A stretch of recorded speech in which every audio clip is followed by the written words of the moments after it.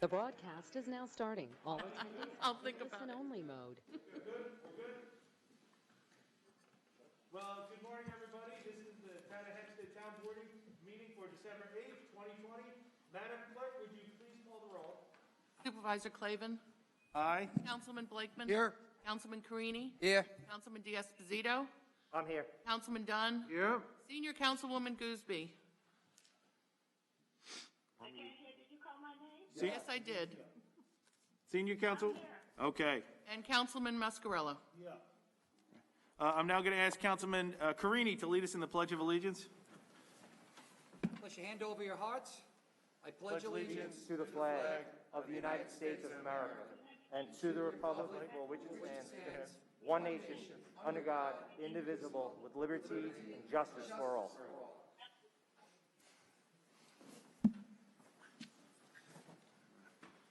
Because of the governor's executive orders and also because of the COVID-19 pandemic, today's public hearings will be allowed for both in-person participation and telephonic participation using GoToWebinar. The instructions for telephonic participation using GoToWebinar, as well as to pertinent documents regarding today's public hearings, are available on the town's website. After the clerk calls each public hearing, the public who are at Town Hall will first make their comments, and then our participants on the GoToWebinar will be allowed to comment. All participants on the GoToWebinar must pay attention and when the case is called by our town clerk. When the public hearing is called on which you wish to speak, you must click Raise Your Hand button on the GoToWebinar as explained in the instructions on the town's website. If you do not click the Raise Your Hand button on the public hearing, wish you want to speak, then you will not be called upon. Also, participants on the GoToWebinar must be muted until the moderator calls your name to speak. You must pay attention for your name and begin speaking when your name is called, or the moderator will go on to the next participant. The moderator will not recall anyone's name, so please pay attention. If you are participating in the GoToWebinar and watching on live stream, then we ask that you please mute the live stream when it is your turn to speak, or we will be unable to understand you. Every participant will be given one chance to speak for up to 3 minutes in accordance with the town board rules. When you are done speaking or your time is up, the moderator will again mute you on the GoToWebinar. At the end of the public hearings portion of the meeting, the GoToWebinar will be turned off, and I encourage all those who are using the GoToWebinar to continue listening and watching the meeting on the town's live stream webpage. Please also note that anyone using profanity or straying off topic will be immediately dropped from the meeting by our moderator. Madam Clerk, please call the first public hearing. The first public hearing is to consider authorizing the Town of Hempstead Sanitary District Number 6 to sell at auction surplus motor vehicles. Okay, does any board member wish to be heard on this matter? If not, is there anyone here at Town Hall who wishes to be heard on this item? All right. If you are participating in the GoToWebinar, we now ask that you please click the Raise Your Hand button as described in the instructions on the website. Mr. Moderator, does anybody raise their hand? Supervisor, no one has raised their hand to be heard in this public hearing. Thank you very much. May I have a motion? I move that the public hearing be closed and the item adopted. Supervisor Clavin. Aye. Councilman Blakeman. Aye. Councilman Carini. Aye. Councilman D'Esposito. Aye. Councilman Dunn. Aye. Senior Councilwoman Gooseby. Aye. Councilman Mascarella. Madam Clerk, please call the next item. Proposed increase and improvement of the Town of Hempstead Refuse Disposal District. Does any member of the board wish to be heard on this item? Is there anyone here at Town Hall that wishes to be heard on this item? Okay, and now, Mr. Moderator, I'm going to ask that we see if anybody on the GoToWebinar is now raising their hands to be heard on this. We'll give it a couple seconds here. Supervisor, no one has clicked the Raise Your Hand option to be heard on this public hearing. Okay, may I have a motion? I move that the public hearing be closed and the item adopted. Second.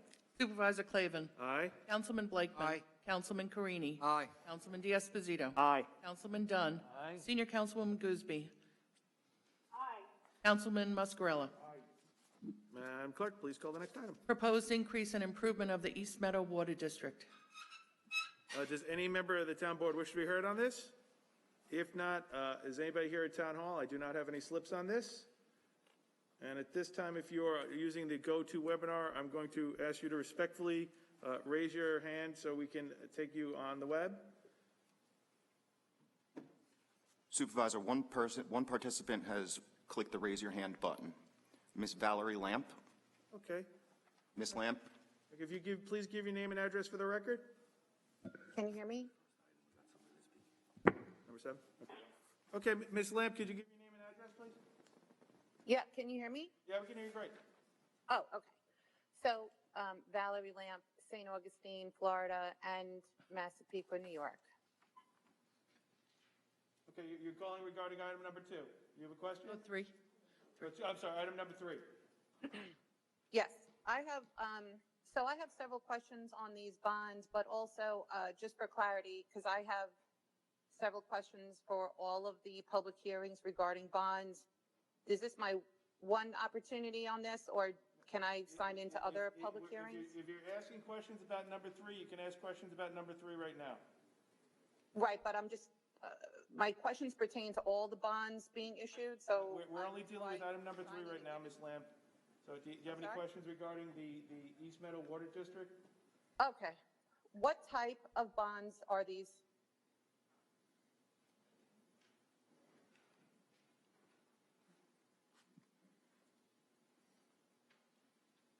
I'm not quite sure what you're asking. The bonds are municipal bonds. They're tax exempt, long-term debt. Right. Okay. this- Well, are they general obligation bonds or revenue bonds?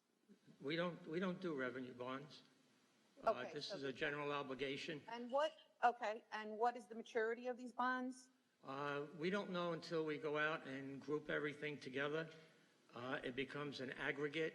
We could be putting together 5-year bonds. We could be putting together 10-year bonds and 30-year bonds. These will be very long-term. This is the remediation of the contamination in the wells.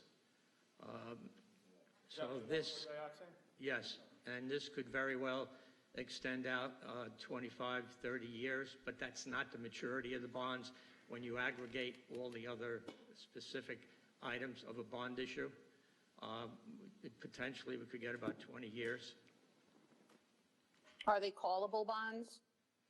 I don't think we issue callable bonds right now. Everything depends upon what the market is looking for at the time that we issue them. Callable bonds are more expensive. And what is the current credit rating for the town, please, AA, according to?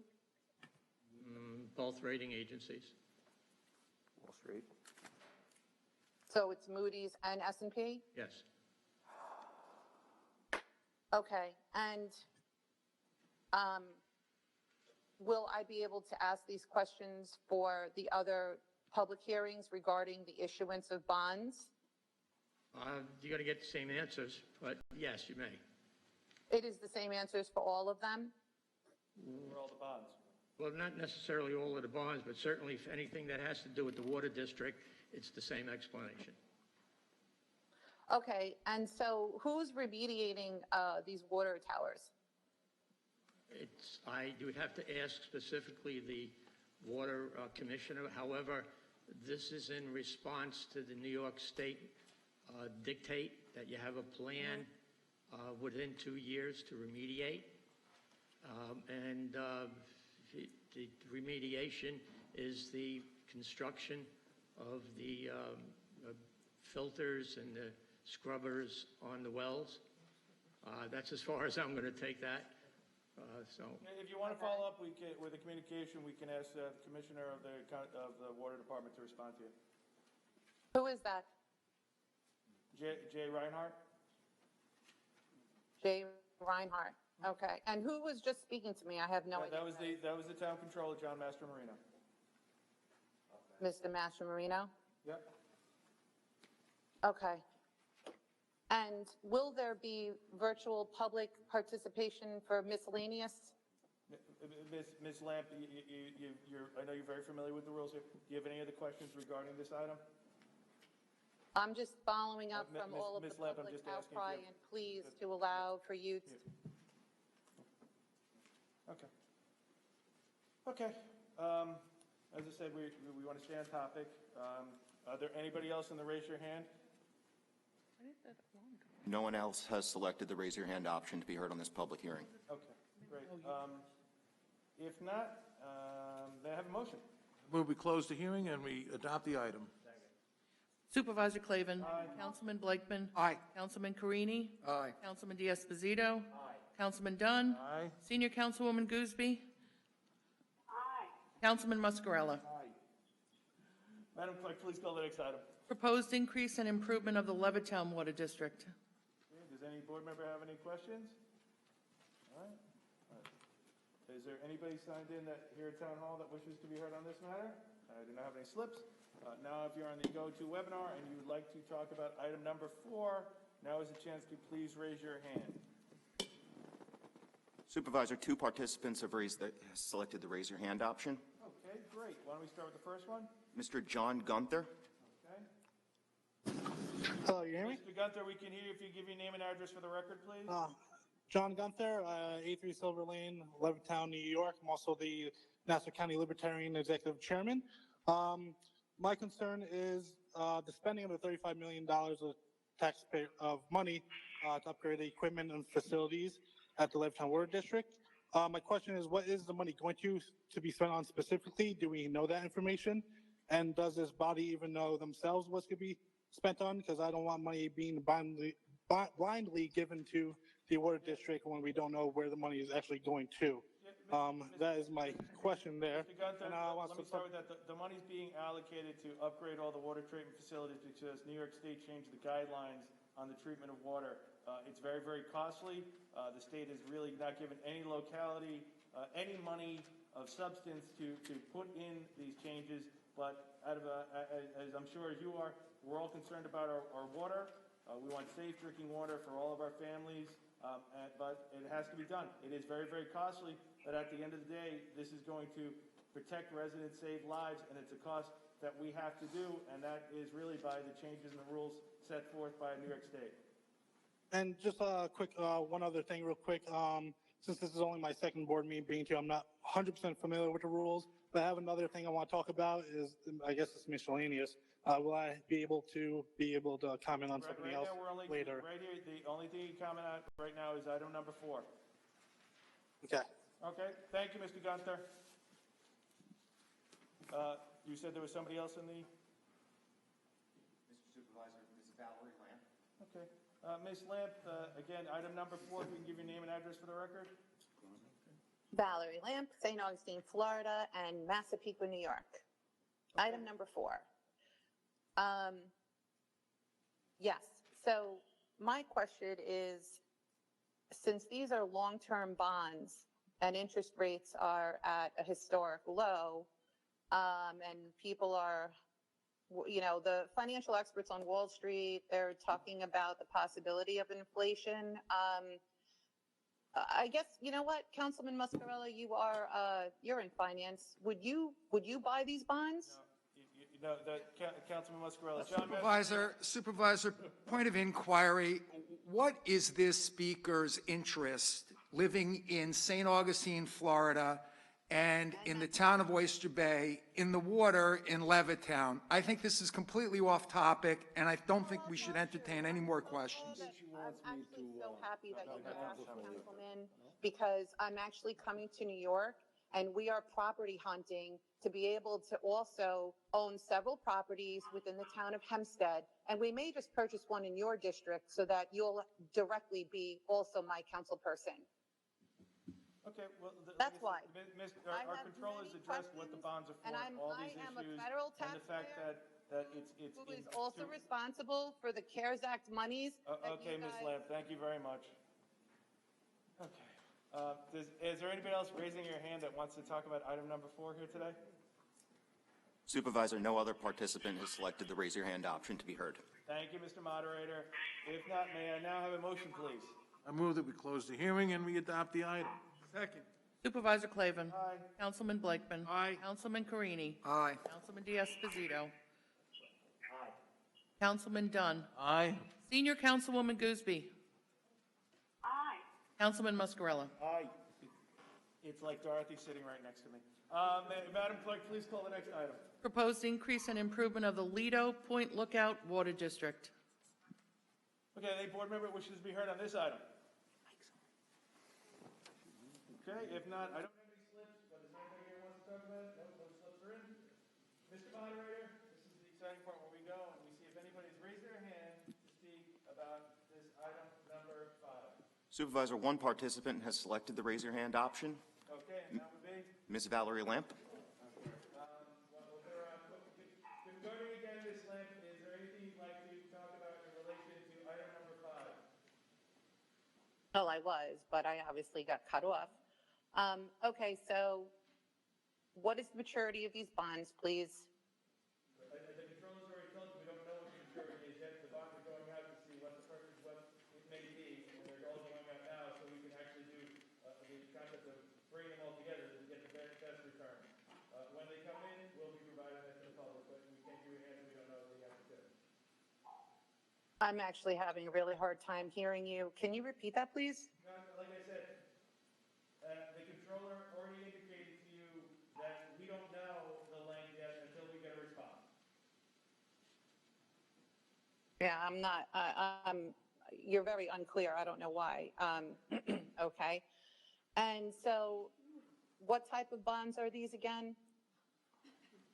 Are they the same types of bonds? They're I move that we move the item. okay. We have a motion.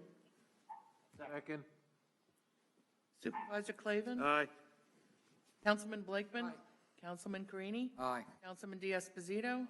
Councilman Dunn? Aye. Senior Councilwoman Gooseby? Aye. Councilman Muscarella? Madam Clerk, please call the next item. Proposed increase and improvement of the Roosevelt Field Water District. Any board member wish to be heard on this item? If not, are there anybody in town hall that wishes to be heard and wrote a form on this one? Okay, and now our moderator at the GoToWebinar, is there anybody, now is your chance to raise your hand to be heard on this item? Supervisor, one participant has selected the raise your hand option. Okay, that would be? Ms. Valerie Lamp. Okay. Good morning again, Ms. Lamp. Good morning. I just want to know why you're trying to silence the public. Ms. Lamp, do you have a question regarding this item? It's all against the Constitution. Okay, thank you, Ms. Lamp. With that, may I have a motion? No, do we have a motion on this item? Second. Supervisor. Aye. Who's speaking? Second. Oh, I'm sorry, we're going to go back. We just had a last minute who raised their hand. Pearl Jacobs. We're going to go back. Ms. Jacobs, can you hear us? Yes, I can. Hey, Ms. Jacobs. Ms. Jacobs, I'm going to ask you to give your name and address for the record. Yes, Pearl Jacobs, Uniondale. Okay. My question is, the location of this Roosevelt Field water tower is where? I'll have to get to the location. This is about, John, this is about the bonding of them, right? Yeah, Ms. Jacobs, this is only about the bonds. I'll have the water commissioner reach out to you and give you a call about the location of it if you'd like. Yes, please, I would appreciate that. Yeah, no problem. I'll have them do that. But this is what, these are about just the bonds, okay? Okay. All right. Any other questions? Okay. Thank you. Anybody else raise their hand? Supervisor, no other participants have selected the raise your hand option to be heard on this public hearing. Okay. We already had a motion and a second. The motion's on the table. Supervisor Clavin? Aye. Councilman Blakeman? Aye. Councilman Carini? Aye. Councilman D'Esposito? Councilman Dunn? Aye. Senior Councilwoman Gooseby? Aye. Councilman Muscarella? Madam Clerk, please call the next item. Proposed increase and improvement of the Uniondale Water District. Okay. Does any member of the board wish to be heard on this? We now have at least one resident who did sign in today. If you would be kind enough to please give your name and address for the record, and good morning. Good morning, Mary Ellen Cray. Hi, Ms. Craig. 436 Locust Avenue in Uniondale. Hey. What do you got? So I'm wondering what the improvements are, please. The improvements are to put in the system in place to clean the water. Pursuant to the state guidelines that were changed for the dioxide in the water, all municipalities are upgrading their facilities to to be in compliance. It's substantial costs. It can be anything from, in some instances, it will be new systems to others with UV lighting. So it depends on area to area and what fits in that facility. This really, and John Mastroino, this is about the bonding. It's a very expensive undertaking that all the municipalities are doing. So this is to get the funds to make these improvements to the facility. But when the improvements take place, I know that you have, you can easily talk to the water commissioner about it. Thank you. All right. Thank you, Ms. Cray. If we don't see you, Happy New Year, okay? Okay. Okay. Is anybody else signed in that wishes to be heard on this? Great. Now we're going to go to the go-to webinar. At this time, we're going to ask any residents who wish to be heard on item number 7 on the calendar to please raise their hand. Supervisor, two participants have selected the raise your hand option to be heard on this. First, we have Ms. Pearl Jacobs. Okay. All right. Why don't we click on Ms. Jacobs? Good morning, Ms. Jacobs. Yes, good morning, Supervisor.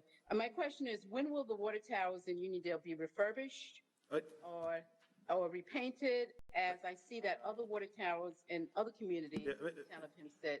Ms. Jacobs, I couldn't answer that. Like I said, this is about the bonding to put into effect to make sure the water is really meeting the new guidelines with the state. If you'd like, what I'll do is I'll direct someone from my staff, Kathy Malone, can set up a call with you and the water commissioner to address those other issues and concerns. I would appreciate that. Thank you. No problem at all. Is there anybody else that wishes to be heard on this? Supervisor, next we have Ms. Valerie Lamp. Okay. Good morning again, Ms. Lamp. Good morning. If you have any questions regarding item number 7? Yep, that's what we're on. Yep. Will they actually be replacing pipes and the liners, or are they going to do more of a remediation that's more surface? I think it depends on location to location. The water commissioner would have to answer those questions. Today's just about the bonding necessary for the budgeting of what may or may not be recommended by any of the companies that are hired to do the remediations or modifications. Where can we find the information regarding the current dioxin levels in the water? I believe New York State keeps a logging of that, but if you'd like, I'm sure we can find your email address and I can have somebody direct you to the state website or local website that has those reporting findings. That would be great. And please sever item number 53. By the way, well, you're in Florida. What's your other address is in Massapequa? That's correct. Okay, you might be also another resource might be your state senator out there in Oyster Bay, John Brooks. Well, considering that we will be moving back to the town of Hempstead as our second home. Yeah, no, that's great. I'm just saying, but where you are right now, John, you might be able to call the senator. He might be able to direct you to the relevant information if he's keeping it on his website out there. So so someone's going to email me or no? Yeah, absolutely. Okay, please sever item number 53. Thank you. Any other items? Any other raise your hands? Supervisor, no other participants have selected the raise your hand option to be heard on this public hearing. Madam Clerk, may I please have a motion? Or somebody, may I please have a call? A motion, sorry. Close the hearing and we adopt the item. Second. Supervisor Clavin. Aye. Councilman Blakeman. Aye. Councilman Carini. Aye. Councilman D'Esposito. Councilman Dunn. Aye. Senior Councilwoman Gooseby. Senior Councilwoman Gooseby. Okay. Thank you. And Councilman Muscarella. Madam Clerk, please call the next item. Proposed increase and improvement of the Town of Hempstead Park District. Is there anybody signed here at Town Hall who wishes to be heard on this? No, there is not. Now is a chance in the go-to webinar to raise your hand. Mr. Moderator, has anybody raised their hand? Supervisor, one participant has selected the raise your hand option to be heard on this public hearing. Okay, who would that be? Ms. Valerie Lamp. Okay, understood. Good morning, Ms. Lamp. You have a question regarding item number 8. Good morning. I do. Which parks are going to be improved? I'm going to have the town controller respond to you. Okay, we have the Cornwall Avenue Playground, the Echo Park roof repair, patio repair, parking lot rehabilitation, pool building, wall and stairs, Elmont Road spray pad installation, Harold Walker Park tennis court rehabilitation, Hendrickson Park basketball court rehabilitation, Hewlett Point optimum installation, Merrick Road Park, Merrick Golf Course netting, pathway rehabilitation, courts rehabilitation, Newbridge Road Park LED light conversion, pathway rehab, turf infield, Oceanside Park playground replacement, Roosevelt Pool, ADA bathroom rehabilitation, Uniondale Park pathway rehabilitation, Siemens Neck Park optimum installation, that's a company, Veterans Memorial Park, spray pool construction, Wrights Field drainage, and totaling $1,815,000. I want to thank you for your very thorough and professional answer. And last but not least, I just wanted to say, please sever item number 53. Thank you, Ms. Lamp, again, for always continuing to call in. Is anybody else on the raise your hand item? No other participants have selected the raise your hand option. Okay, may I have a motion? Anybody? Make a motion to close the hearing and adopt the items. Second. Supervisor Clavin. Okay, aye. Councilman Blakeman. Aye. Councilman Carini. Aye. Councilman D'Esposito. Councilman Dunn. Aye. Senior Councilwoman Gooseby. Councilman Muscarella. Madam Clerk, please call the next item. Proposed increase and improvement of the Town of Hempstead Street Lighting District. Okay, as a member of the board wish to be heard on this item? We have no slips here for anyone who speak on this item here at Town Hall. So now I am going to ask our moderator, we are telling the people in the GoToWebinar to raise their hands. Mr. Moderator, has anybody raised their hand? Supervisor, no participants have selected the raise your hand option to be heard on this public hearing. Supervisor, I move that the public hearing be closed and the item be adopted. Second. Supervisor Clavin. Aye. Councilman Blakeman. Aye. Councilman Carini. Aye. Councilman D'Esposito. Aye. Councilman Dunn. Aye. Senior Councilwoman Gooseby. Councilman Muscarella. Madam Clerk, please call the next item. Public hearing to consider a petition of the Board of Commissioners of the Hicksville Water District for consent to issue up to $50 million in Hicksville Water District bonds for the district's 2020 capital improvements program. Does any board member wish to be heard on this item? If not, I don't have any slips for any comments at Town Hall. So with that, we will now go to the GoToWebinar, and if you'd like, you can raise your hand regarding this. Mr. Moderator, anybody raising their hand? Supervisor, one participant has selected the raise your hand option. Okay, and that would be? Ms. Valerie Lamp. Okay. Ms. Lamp, good morning. Good morning. I guess I'm a little confused by this one. I thought Hicksville was not in the town of Hempstead. The Joint District? There are parts of Hicksville that are in the town. Charles Covet, Acting Town Attorney, is going to respond. Charles? Thank you, Supervisor. The lion's share of the district is in the town of Oyster Bay, but there's a small portion of the district that's in the town of Hempstead. So of the $50 million bond designated, I would say about $6 or $7 million of it is in the town of Hempstead. And since it's a district that we're talking about, we're enjoined as a matter of law to hold this public hearing. Interesting. Okay, thank you. Please, item 53, sever. Anybody else raise their hand? Supervisor, no other participants have selected the raise your hand option to be heard on this public hearing. Okay, with that, do I have a motion? I move to close the hearing and we adopt the item. Second. Supervisor Clavin. Aye. Councilman Blakeman. Aye. Councilman Carini. Aye. Councilman D'Esposito. Aye. Councilman Dunn. Aye. Senior Councilwoman Gooseby. Councilman Muscarella. Madam Clerk, please call the next item. Proposed local law regarding regulations and restrictions to limit parking in Oceanside. Okay, does any member of the town board wish to be heard on this? Okay, I do not have any slips for anyone here at Town Hall. And lastly, we will now go to the go-to webinar for item number 10.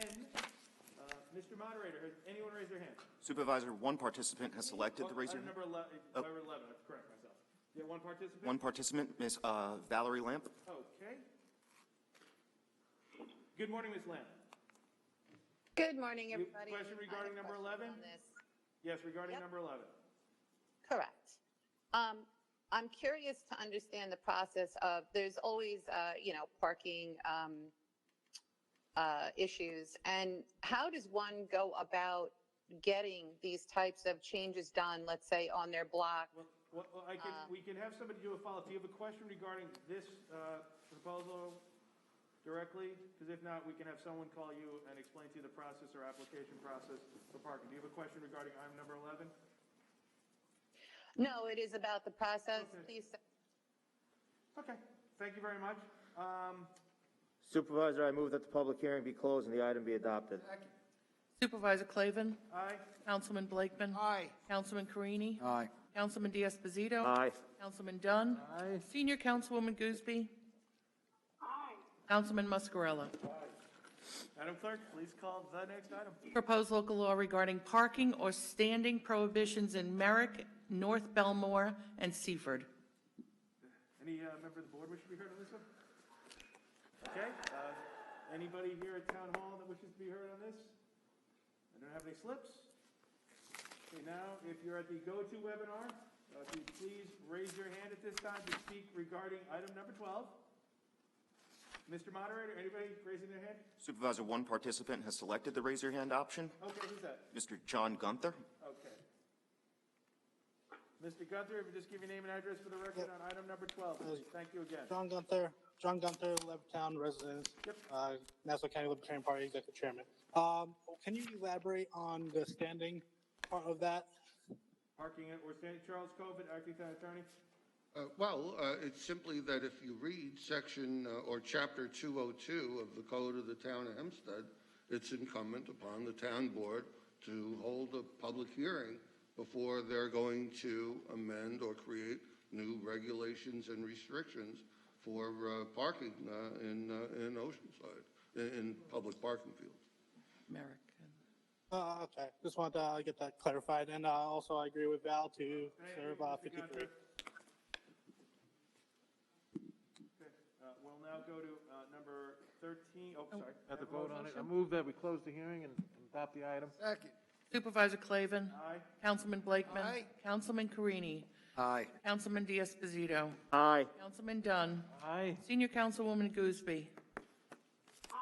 Councilman Muscarella? Okay, Madam Clerk, would you please call the next item? Proposed local law regarding arterial stops in Baldwin, East Meadow, Elmont, Franklin Square, Garden City South, Merrick, Seaford, Wantaw, and Westbury. As far as I know, we do not have any slips here at Town Hall. Anybody that wants to speak regarding this? Does any board member wish to be heard on this? Okay, now if you're on the go-to webinar, you can raise your hand to speak regarding item number 13. Mr. Moderator. Supervisor, no participant has selected the raise your hand option to be heard on this public hearing. I move that the public hearing be closed and the item adopted. Second. Supervisor Clavin? Thank you. Aye.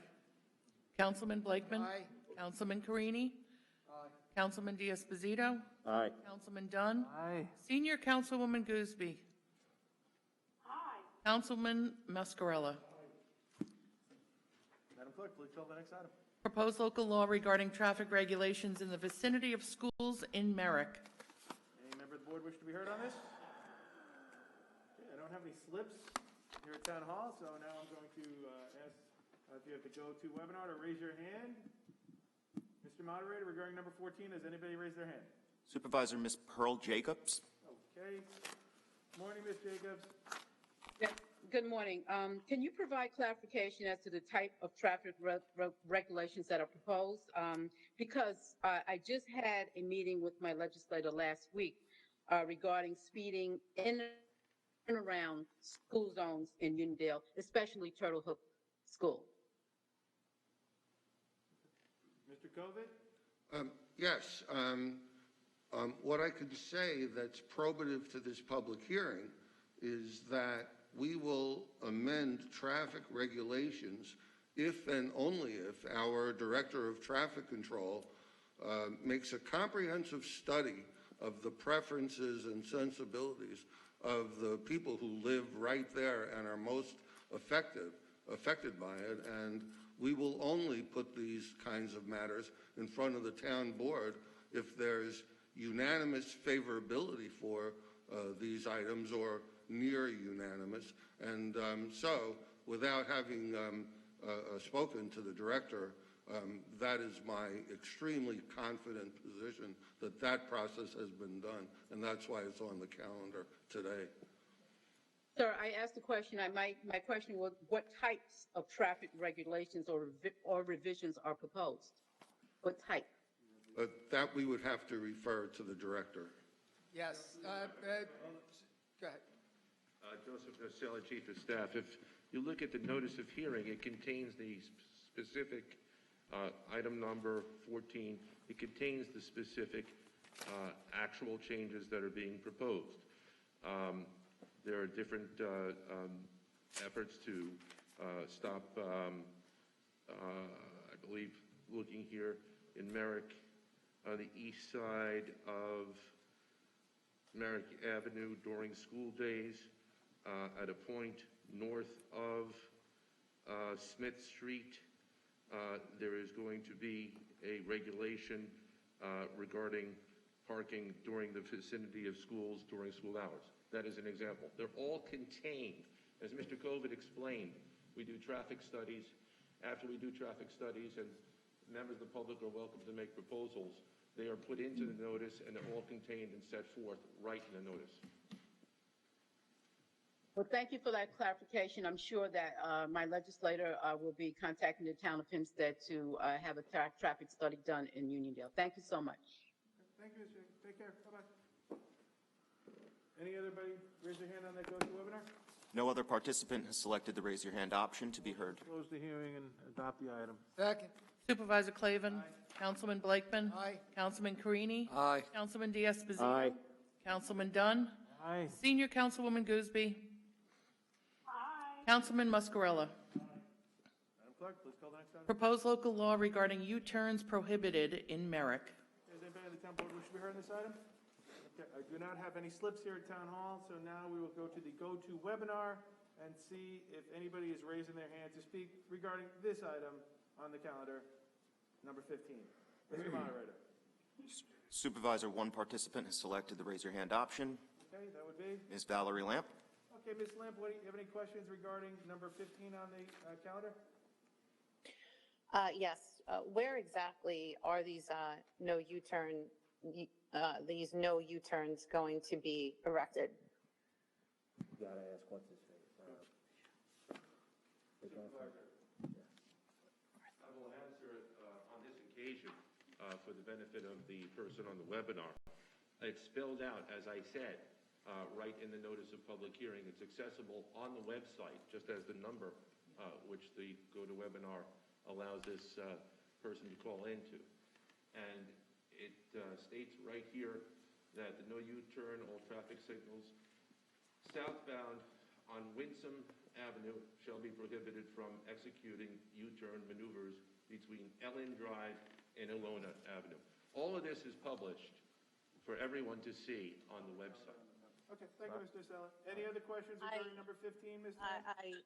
Hello? Yes, any other questions regarding number 15, Ms. Lamb? Well, first of all, who was that? That was the Chief of Staff, Joe Nocella. Okay, so Mr. Nocella, I understand what you're saying, but I appreciate the tutorial because the truth is, it's difficult to navigate all of these things, especially when, the resolutions had all of a sudden 100 more pages from Friday to Monday. But on this particular issue, my question is, how did this particular, hello? Yeah, we're listening. Oh, how did this particular U-turn come about, the prohibiting of it? Like, is it a... Charles Kovic's going to respond. Charles. Okay, there's two ways.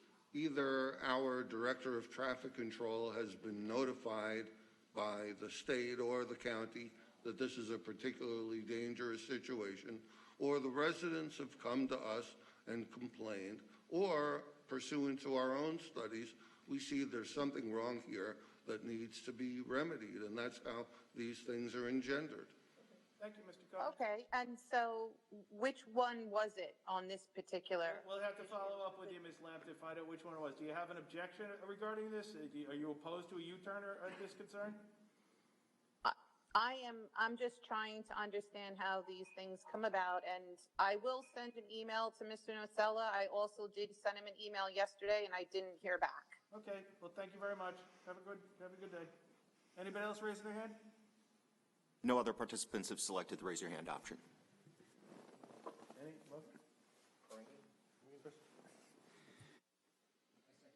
No, you started. I move to adopt the item. Second. Supervisor Clavin? Aye. Councilman Blakeman? Aye. Councilman Carini? Aye. Councilman D'Esposito? Aye. Councilman Dunn? Aye. Senior Councilwoman Gooseby? Councilman Muscarella? Madam Clerk, please call the next item. Proposed local law regarding gross weight restrictions in Merrick. Okay, any board member wish to be heard on this? I don't have any slips. Nobody here at Town Hall wishes to be heard on this, correct? Now on the go-to webinar, if you raise your hand on item number 16, Mr. Moderator. Supervisor, no one has selected the raise your hand option to be heard on this public hearing. Okay. I move to adopt the item. Second. Supervisor Clavin? Aye. Councilman Blakeman? Councilman Carini? Aye. Councilman D'Esposito? Councilman Dunn? Aye. Senior Councilwoman Gooseby? Councilman Muscarella? Next item? Okay. Proposed revised public parking field maps in Levittown. Any town board member wish to be heard? Anybody from the public wish to be heard? Nobody signed in? Now on the go-to webinar, if you raise your hand on item number 17. Supervisor, Mr. John Gunther has raised his hand. Okay. Mr. Gunther, John Gunther from Levittown. I just want to know what's the reason and what does it cost to do that? Charles Cohen, acting taxpayer. Charles. Okay, I know that when it comes to making revisions in public parking fields, under Chapter 80 of the Town Code, a public hearing is required. As to the impetus for it, I would have to defer again to our Department of General Services that has custody of over our public parking fields. And this is just for restrictions, right, Mr. Cohen? Yes, sir. Okay. All right, so it's just for restrictions, Mr. Gunther. Hello? I just want to, well, if we don't know why until we talk to the traffic, the parks person, whoever that is, you probably shouldn't vote on it if you don't know much about it. So I would have to tell you not to vote no on that. What? If I would urge the board to vote no, since they don't exactly know everything about it yet. Oh, okay. Hold on, Jonas, Chief of Staff. I don't have any specifics to add to this, except that this is one time when, without getting into a large tutorial on government and good government practices, we have departments and bureaus that study these matters, and they would not have come forward and made this proposal to the town board unless they had prepared all those studies. And each and every one of these things, a stop sign, no U-turn, no parking in a school zone, all of these things which were proposed by somebody or by our own town people were carefully studied and researched, or they would never have been on the calendar and they would never have been presented to this town board for a vote in the first place. Thank you very much. Okay. Does anybody else have their raise their hand feature? No other participant has selected the raise your hand option. Okay, may I have a motion? I move the public hearing be closed and the item adopted. Supervisor Clavin? Aye.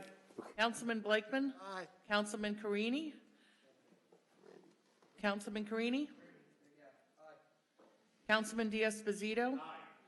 Councilman Dunn? Aye. Senior Councilwoman Gooseby? Councilman Muscarella. Madam Clerk, please call the next item. Proposed local law regarding school speed limits in Merrick. Chris, this is yours. Okay, any board member wish to be heard on this? Yes, this is a concern. This was Charles Street, located in Merrick. We had a lot of calls on this, and I'm glad to say that we came to a resolution with the residents, and this will improve the safety over by the school. So thank you for taking this item today. Good for you, and thank you for the residents for bringing our attention. Any other board member wish to be heard on this? Do we have any slips for anybody here at Town Hall who wishes to be heard on this? Okay, now at the go-to webinar, if you'd like to be heard on number 18, if you raise your hand. Mr. Moderator. Supervisor, Ms. Pearl Jacobs has selected the raise your hand option. Okay, good morning again, Ms. Jacobs. Yes, good morning. Yes, this is a good move to rezone this school zone for 15 miles per hour. I am in agreement with that. My question is there a plan of enforcement? Because all over the town of Hempstead in school zones, I see signs 20 miles an hour, 30 miles an hour, 15 miles an hour, and they run through these zones at 40 miles an hour, 50 miles an hour. Is there, to go along to enforce this, is there a plan of enforcement? Ms. Jacobs, I don't want to, go ahead, Chris, I'm sorry, it's your district. Well, the enforcement is done by the Nassau County Police Department. We here at the town of Hempstead do not, employ a police department. So we do reach out, on behalf of residents to the local precincts. But once again, it is a county agency. The county's in charge of enforcing these speed zones. Yes, and I just want to, put on record that, I spoke with my legislator last week regarding these sort of issues with speeding around school zones. And the issue is that, a lot of things are dumped on our Nassau County Police Department. They cannot be everywhere. I mean, it would be an option to include surveillance in the school zones. I would say cameras, surveillance. But once again, that is a state issue that would have to be passed by the New York State Legislature. We do not pass speed cameras or stop sign cameras at the town level. I also spoke with my state representative. I spoke with my legislator, and I just want to put it on record. Did your state representatives or legislators say they support speed cameras or cameras at the zones to you? I'm not giving you their feedback. Okay. No, I was just wondering if they said that they were in support of that. But I appreciate that. But like I said, the enforcement comes down to the county police. So I guess we can reach out or ask you to reach out to your local legislator. And I'll be talking to him tomorrow. So I'll bring it up that the issue was raised. It would definitely be nice to hear that they plan on adding funding to the police. That's nice to hear. Well, listen, I do not want our police department to be defunded. I am not an advocate of that. They need to be enhanced from within. They should not be defunded. Thank you. All right. Thanks, Ms. Jacobs. Anybody else raising their hand? Next, Ms. Valerie Lamp. Okay. Morning, Ms. Lamp. Number 18? Excuse me? Yeah, you're calling regarding number 18, Ms. Lamp? Yes. So I also believe that this is a prudent move. And what I wanted to ask is, are there other school zones that have a higher speed limit? And what can be done to make it more uniform across the board? Charles? We deal with these matters on a case-by-case basis based on feedback from the residents, the police, and the independent judgments of our Department of Traffic Control. Okay, you're the town attorney, right? Yes, ma'am. Okay, got it. Okay, great. Anybody else raising their hand?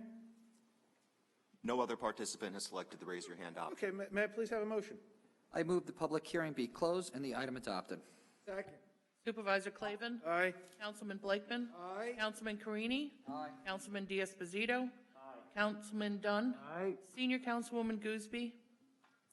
Aye. Councilman Muscarella? Madam Clerk, please call the next item. Proposed renewal contract for fire protection within the Roosevelt Field Fire Protection District. Does any board member wish to be heard on this matter? Okay, is there anybody here? I don't have any slips that wishes to be heard. If not, at this time, at the go-to webinar, if you raise your hand, and Mr. Moderator, has anybody raised their hand? Supervisor, Ms. Valerie Lamp has selected the raise your hand option. Okay. Good morning, Ms. Lamp. You're here to talk about item number 19? Hey, good morning. Well, actually, I just want to let you know that I was just cut off. Like, I wasn't. Okay. Okay. Do you have a question regarding number 19?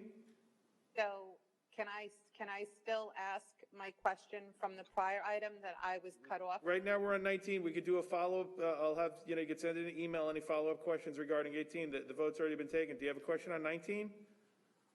Wow, you really hate freedom of speech, don't you? Wow. Ms. Lamp, do you have a question on 19? Ridiculous. Okay, thank you. Okay, does anybody else on number 19 raise their hand? No, hold on. Supervisor, no one else has selected the raise your hand option. Okay. May I have a motion, please?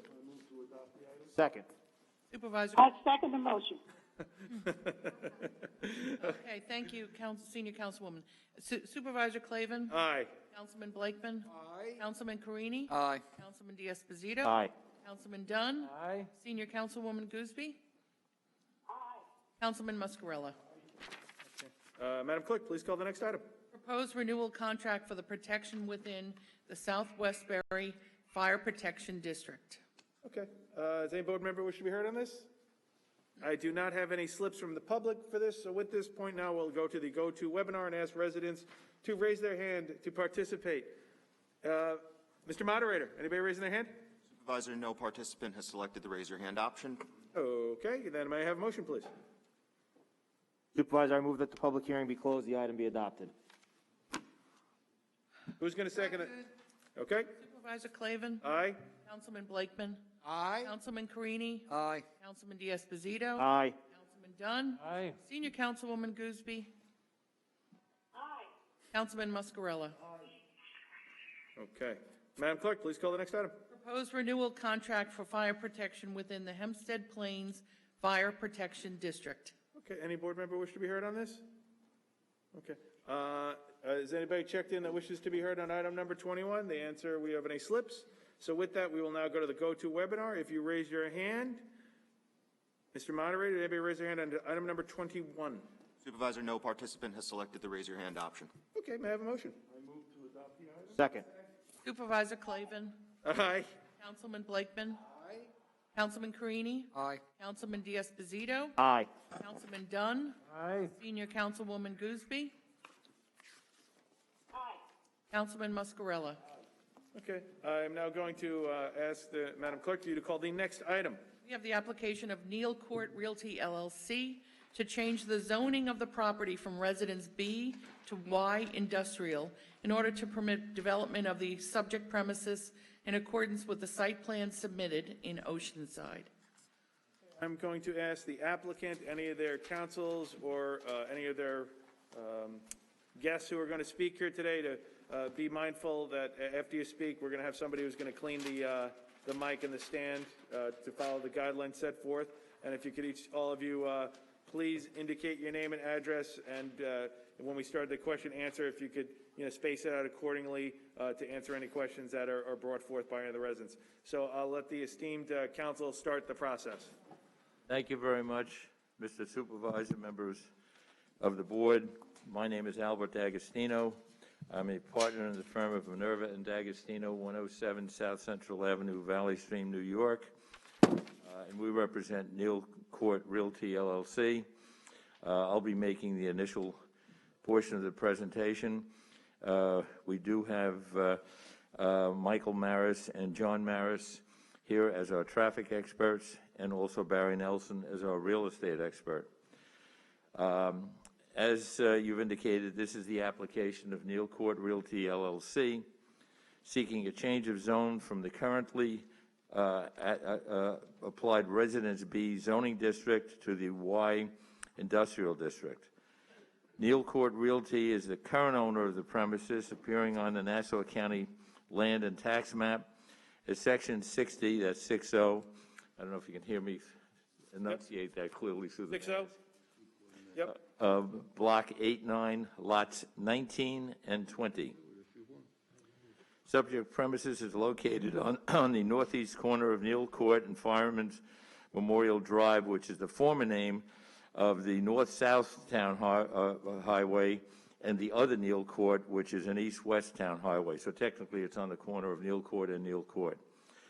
The subject property is rectangularly shaped, located on the east side of Neal Court, as I indicated, with frontage of approximately 487 feet on the Fireman's Memorial Court portion of Neal Court, and 117.43 feet on the north side of the perpendicular Neal Court. The overall lot area of the subject premises is 1.32 acres. The applicant acquired the subject property from an intervening owner which had previously acquired the property a few years before from the Town of Hempstead Sanitary District Number 7, which had owned the site since April of 1956. The Sanitary District Number 7 had actually acquired the property from the County of Nassau in the mid-1950s. Upon the conveyance from the Town of Hempstead to Sanitary District Number 7, the premises, which we believe were then unzoned, reverted to the default zoning of Residence B, B as in boy, under the town zoning code. The prior use of the property, while in the long-term ownership of Sanitary District Number 7, was for the parking of sanitation trucks and equipment. Sanitary District 7 owned the premises, as I said, prior to April of 2015. The subject property is located in the immediate vicinity of the former Town of Hempstead Sanitation Disposal Facility in Oceanside. With the exception of the existing fencing surrounding the property, it is vacant and serves as a storage area for school buses and related parking for employees. The surrounding properties and their uses are set forth in the petition which is before you, and I will not reiterate those other than to mention that one of the parcels, which is across from the JCC, was also formerly owned by Sanitary District Number 7 and had been acquired by that owner, and my recollection is that had also had a default Residence B zoning classification applied, and this board some years ago did grant a zone change on that. My recollection is I believe it was to Industrial Y as well. Should the board favorably consider this application and approve the rezoning to the Industrial Y zone with respect to the subject property, it's the applicant's intention to continue to utilize the premises for bus storage in accordance with the site plan prepared by Mark Anthony Architects and Planners dated November 8th, 2018. That site plan references parking stalls for 64 buses and for 16 employee parking stalls. The employee parking stalls are in accordance with the town parking requirements. As we were waiting outside, our expert, Barry Nelson, who's going to speak in a couple of moments, did notice that there were 2 bus stalls numbered 31. So actually, there are 65 bus stalls, although it's numbered as 64. As indicated in the petition, the subject property is not located within 1,000 feet of property of the state of New York and is not located within 500 feet of the boundary of any incorporated village. This application was referred to the Nassau County Planning Commission pursuant to the provisions of General Municipal Law Section 239M and the Planning Commission by resolution number 10347 adopted on November 14th, 2019, stated that this board may take such action on the application as the town board deems appropriate. In other words, it was a local determination, a resolution adopted by the Planning Commission. This property has not been the subject of any zoning application or any application to the Town Board of Zoning Appeals within the last 3 years. And the buses, by the way, that are being stored are school buses. And I would mention parenthetically, and my client has reminded me that the storage of school buses is subject to jurisdiction and supervision to an oversight of the United States Department of Homeland Security, because we sort of forget in this terrible pandemic that we also went through a very difficult time with respect to situations where school children were the subject of threats of violence, and the United States Department of Homeland Security does require that the facility be secured by fencing, which it is. At this point, I would introduce my real estate expert who has testified many times before this board, Barry Nelson. I would ask you to accept his testimony, or accept him as an expert, and his testimony is expert testimony, or the alternative being my qualifying him. All right, thank you, Mr. D'Agostino. Thank you. And now, before Mr. Nelson comes up, we'll do a little clean there, okay? Okay.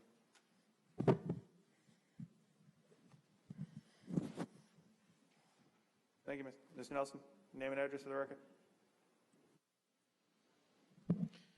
Good morning.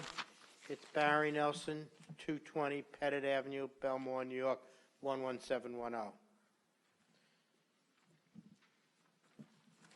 I'm not sure protocol here, but I do have my normal photographs. Am I permitted to hand them in? Yes, you are. If you would please get that to the staff member, he'll take them up and they will be distributed appropriately. Thank you. What you'll find in the photographs are subject property and the surrounding uses in the vicinity of the subject property on Neal Court and Argyle Road, which is within the radius and Oceanside Road of the subject property. There's 25 photographs, in my opinion. They accurately represent the subject property and the surrounding area. Should the board visit the location, they will see the uses and pattern of development. The area is an industrial area generally. It's south of Mott Street, west of Oceanside Road, and east of Long Beach Road. The area consists of light manufacturing, industrial, and commercial uses. An examination of the official zoning map, Town of Hempstead, map number 152, will indicate many of those parcels, and this is one of the last, had been originally residential B zone. In the 1950s, the properties just to the east of the subject property on the north and south side of Neal Court were residential B zone that were rezoned in the 1950s. The parcels a little bit further north, west of Oceanside Road and south of Mott Street is another section that was rezoned to industrial in the 1960s. This is one of the last parcels other than the property to the north, which is indicated on the radius map of the Town of Hempstead, Sanitary District number 7. It's a commercial use parcel by the town, and that would be identified as tax lot 18 on the radius map. That parcel is residential B zone. And then you got the last parcel to the west on, also known as Fireman's Memorial Drive or Neal Court. That entire parcel from Mott Street on the north, just to the south, where the south of the subject property on the west side is all residential B zone, but it is commercial use, and it is Oceanside Fire District 7 property as well. The nearest residences would be on the west side of Kings Highway and on the east side of Oceanside Road going easterly. So there is not too much residential near the subject property. In fact, those parcels that I identified on those locations are off the radius map. It makes sense for the rezoning or the change of zone from residential B to the industrial Y zone, as it is the highest and best use of that property. I don't believe the board would recognize that parcel for development of a single-family residential dwellings, and you could put single families, but the area pattern of development is very onerous and externally obsolescent to develop it for single-family residences. As I mentioned, the highest and best use, it is 1.32 acres, would be in continuation of the pattern of development for industrial-type uses, commercial uses, and what is being proposed for the site is the storage of school buses that will be utilized for the local school districts in the area, but it will also provide for redevelopment as far as providing on-site parking for the storage of buses and for the drivers that will come and get the buses, so they won't be parking on the adjacent streets. In my opinion, it's a reasonable request before this board for the rezoning. It's consistent with the plan of this area as far as the commercial and industrial and light manufacturing uses, and it will provide for a need for the community with the school buses, and it'll take them off the residential streets in the area. Thank you. Any questions? No, I think I'll direct my questions to Mr. D'Agostino, but thank you very much. Thank you. Mr. D'Agostino, if you give him a second just to wipe it down, please.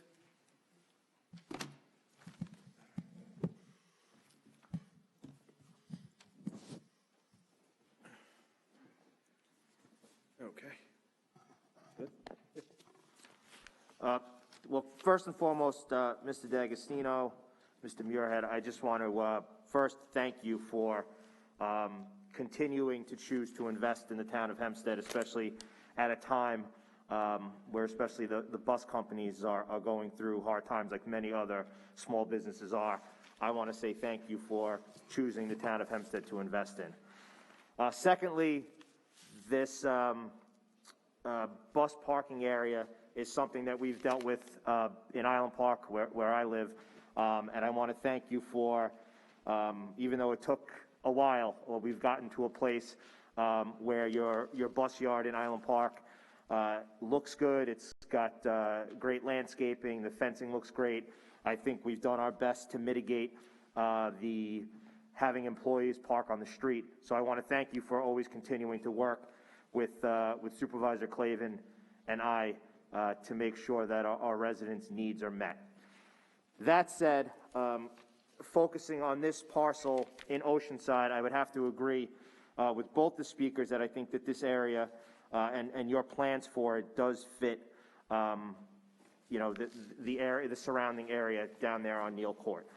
I want to make sure, because of the history that we've already had with other areas and storage of buses, that we kind of get things right the first time, so that we don't have to continue it on for months and years later. So the hours of operation, 6 a.m. to 8 a.m., 2 p.m. to 4 p.m., and obviously there will be days where it's a little bit later, after school programs, athletics. Hopefully we get there one day, but right now the plan is 6 a.m. to 8 a.m., 2 p.m. to 4 p.m., and then slight activity after 4, correct? That's correct. Okay.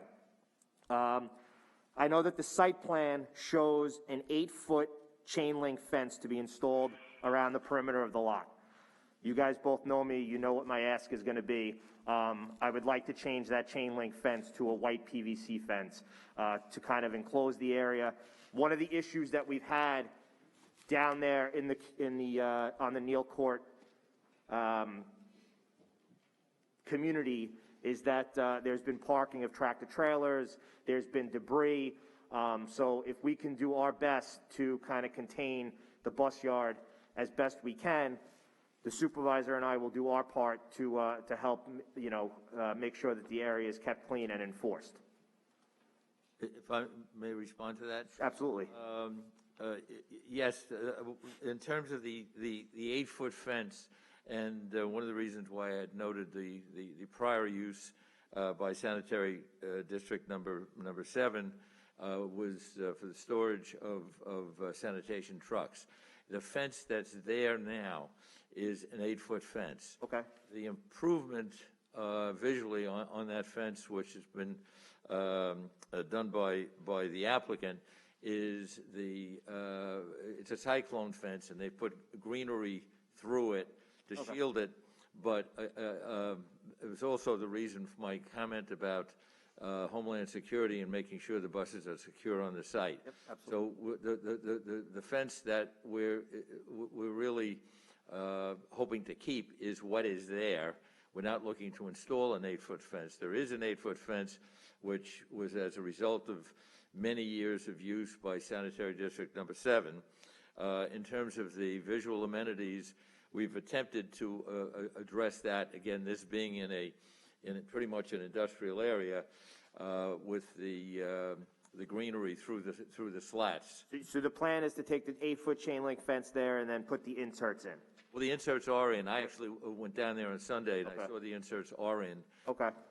Now. All right. So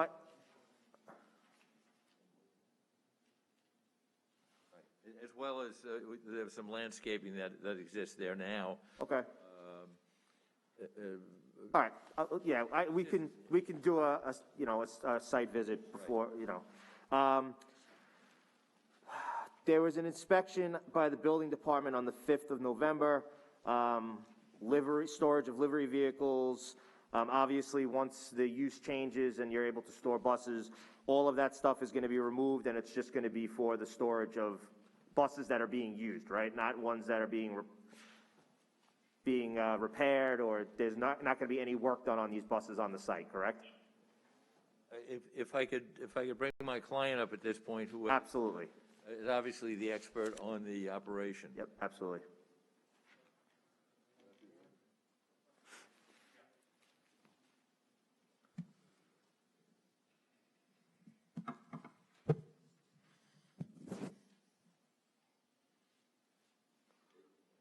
Corey Muirhead, Neal Court Realty, also Guardian Bus Company. Good morning, Councilman D'Esposito. Good morning, Mr. Muirhead.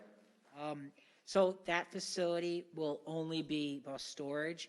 The maintenance will not, no maintenance will be done at that facility. The maintenance will be done at our 3530 Oceanside Road facility. The livery buses that I think you're speaking about are still buses, but they serve adults with disabilities. They do transport work, so they will be operating out of there as well. Okay.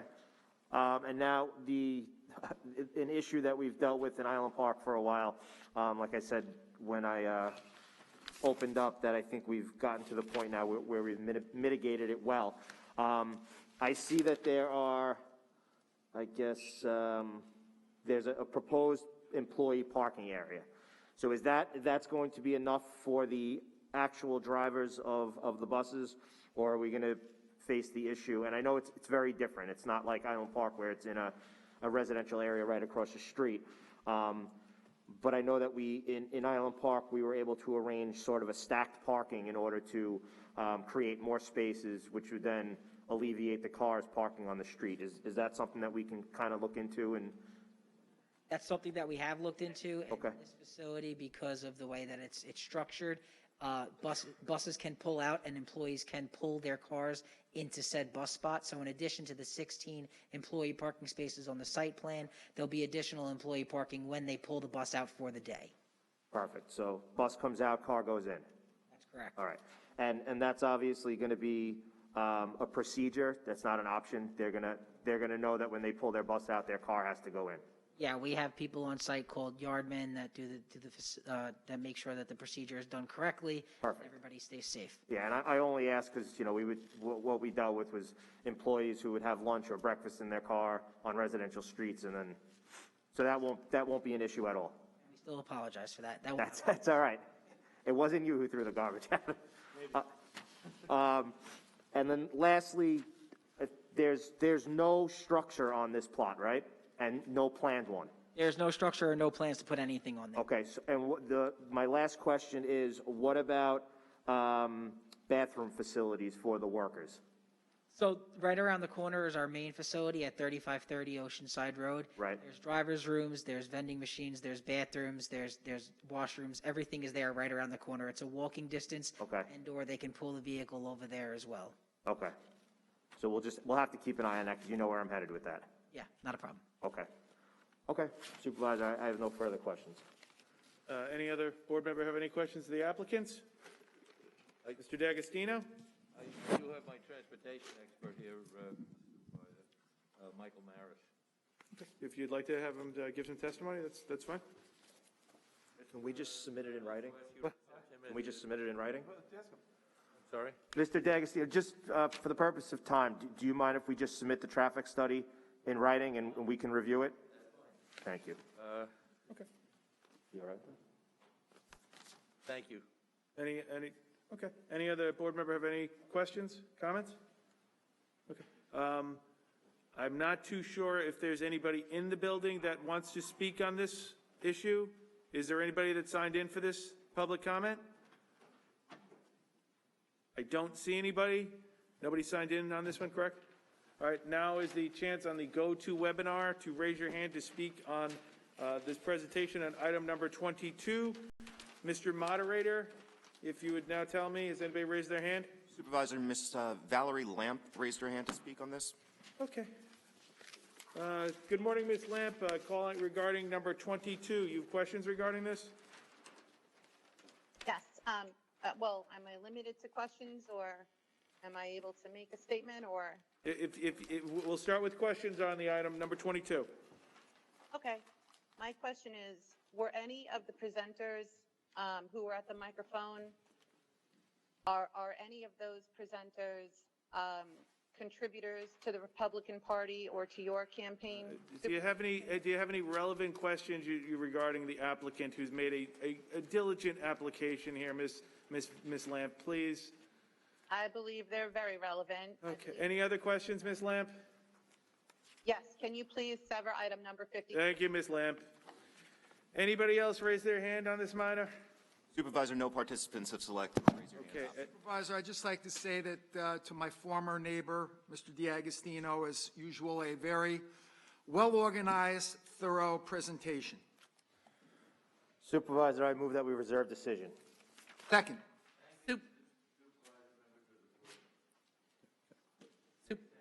Okay. Supervisor Clavin. I want to say thank you, and I will agree to reserve decision, and thank you, Mr. D'Agostino, your applicant, and your entire team for the presentation.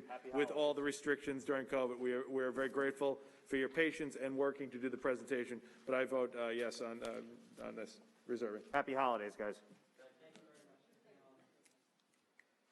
Supervisor Clavin. Aye. Voted aye. Councilman Blakeman. Aye. Councilman Carini. Aye. Councilman D'Esposito. Aye. Councilman Dunn. Aye. Senior Councilwoman Gooseby. Aye. Councilman Muscarella. Okay, Madam Clerk, please call the next item. We have the application of SSV Enterprises LLC to rezone from business district to marine commercial district in order to utilize same as a marina in Oceanside. Okay, I know we're going to have the applicant coming in. Hi.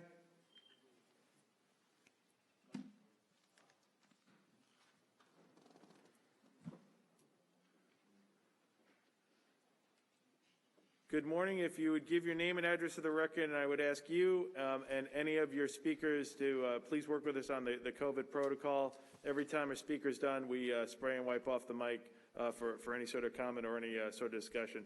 We appreciate your patience And we're delighted you're wearing your jacket because I know it's much colder in here than it is out in that hallway. So we'll start right here with your name and address for the record, sir. Thank you, Mr. Supervisor, members of the Town Board. Appearing for the applicant, Howard Avrutine, 575 Underhill Boulevard, Syosset.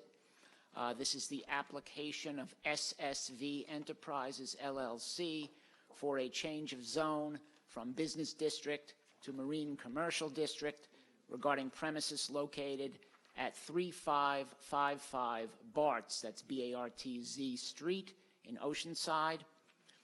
The premises under application is located at the southeast corner of Bartz Street and Reina, that's R-E-I-N-A Road in Oceanside. It has a street address of 3555 Bartz Street. It is also known as Section 43, Block 239, Lot 13 on the Nassau County Land and Tax Map. The premises is presently zoned Business District and is developed with a two-story structure with marine retail and marine repair on the first floor and a residential apartment on the second floor, along with 33 boat slips. The structures on the premises legally exist by virtue of approvals issued by the town under building permit number 6003834, issued in 1961, which authorized use of the building as a retail store with second floor apartment. The existing bulkheading, decks, floats, and boat slips have a permit issued by the Town Department of Conservation and Waterways. That's permit number 357, which was issued in 1970. By this application, the applicant seeks to reclassify the premises from Business District to Marine Commercial District in order to continue to utilize the premises for that which it has been utilized for many, many years, and that is as a marina use. The applicant acquired the premises approximately 4 years ago, and indeed it has been used for this purpose for many, many years, and we can see from the fact that the boat slips and piers and other structures in the waterway were constructed 50 years ago for that purpose. So in addition to the rezoning, the applicant has applied to the building department to construct a two-story addition to the existing structure to expand the marine repair use at the premises. There's an expansion of the garage area on the first floor, as well as a second-story addition to modify the existing apartment use. In the event the application for a change of zone is approved, the applicant will apply to the Board of Appeals for variances that it would be required in connection with the proposed addition to the building.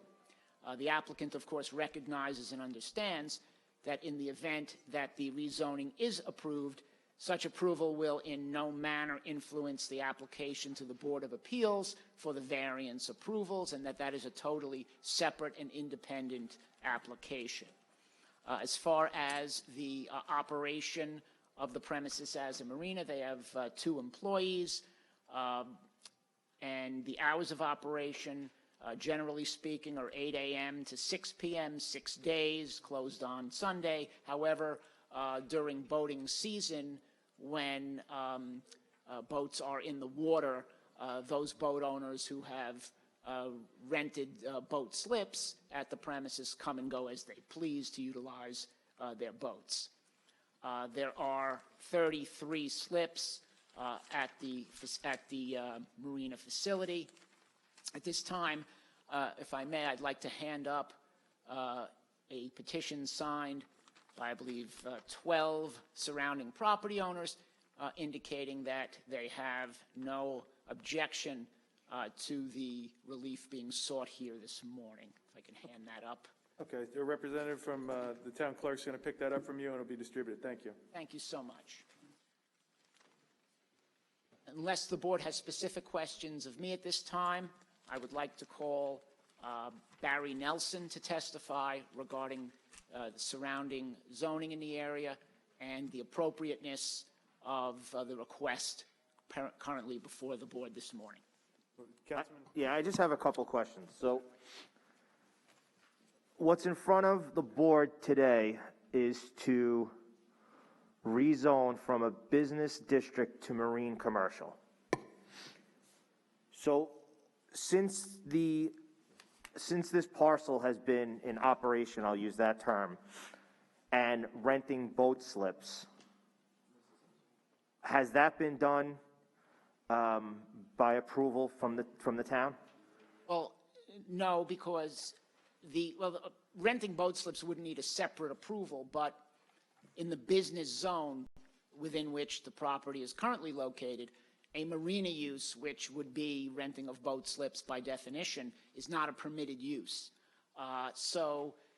In looking at the radius map and being familiar with this property, we have a property that is fronting on the waterway. It does have the existing structures in the water, including floats, slips, which were permitted back in 1970, and the prior owner did utilize it that way. When this applicant purchased the property, and the principal is here, he inquired at the town and was led to believe that everything was under. Okay. Yeah, what I'm trying to understand is basically where right now, with the exception of the repair aspect of it, it's being operated as a marine commercial. That's correct. Okay. And so, Councilman D'Esposito, I think the idea here is they want to come into compliance. They want to do the right thing, and that's why they're here. And I would argue that it eminently makes sense that this property should be zoned marine commercial for the reasons I've indicated. A marina is an appropriate use for this parcel, but the existing zoning doesn't allow for it, hence our request to rezone it to marine commercial so that we can conduct our use, one which is permitted in that particular zoning district. Right. And so, and as I indicated earlier, they're looking to modernize the shop and make the building a little bit larger, and that application will necessarily require relief from the Board of Appeals. Right. And in the event this application is approved, that will proceed as I've described. Okay. Just so I can get the location in my head, I mean, I have the pictures, I have the map. So if you're heading southbound on Widener, I guess you get to the end, which is Raina, and if you went to the right would be All Island Marina, right? So you guys are to the left and then a left on Bart's and you're on the right-hand side? Am I have my bearings right? Okay. If you go south on Widener and you make a left, we're at the end of... Right. You make the left on Raina, and then you guys would be on the corner of Bart's and Raina. Correct. Whereas if you go down Widener and make the right, you would run into All Island or Bay Park Marina. Correct. Okay. Okay. And now, the utilization of... So what you're saying is you're going to just go over with me again what you're doing to the existing structure that's there?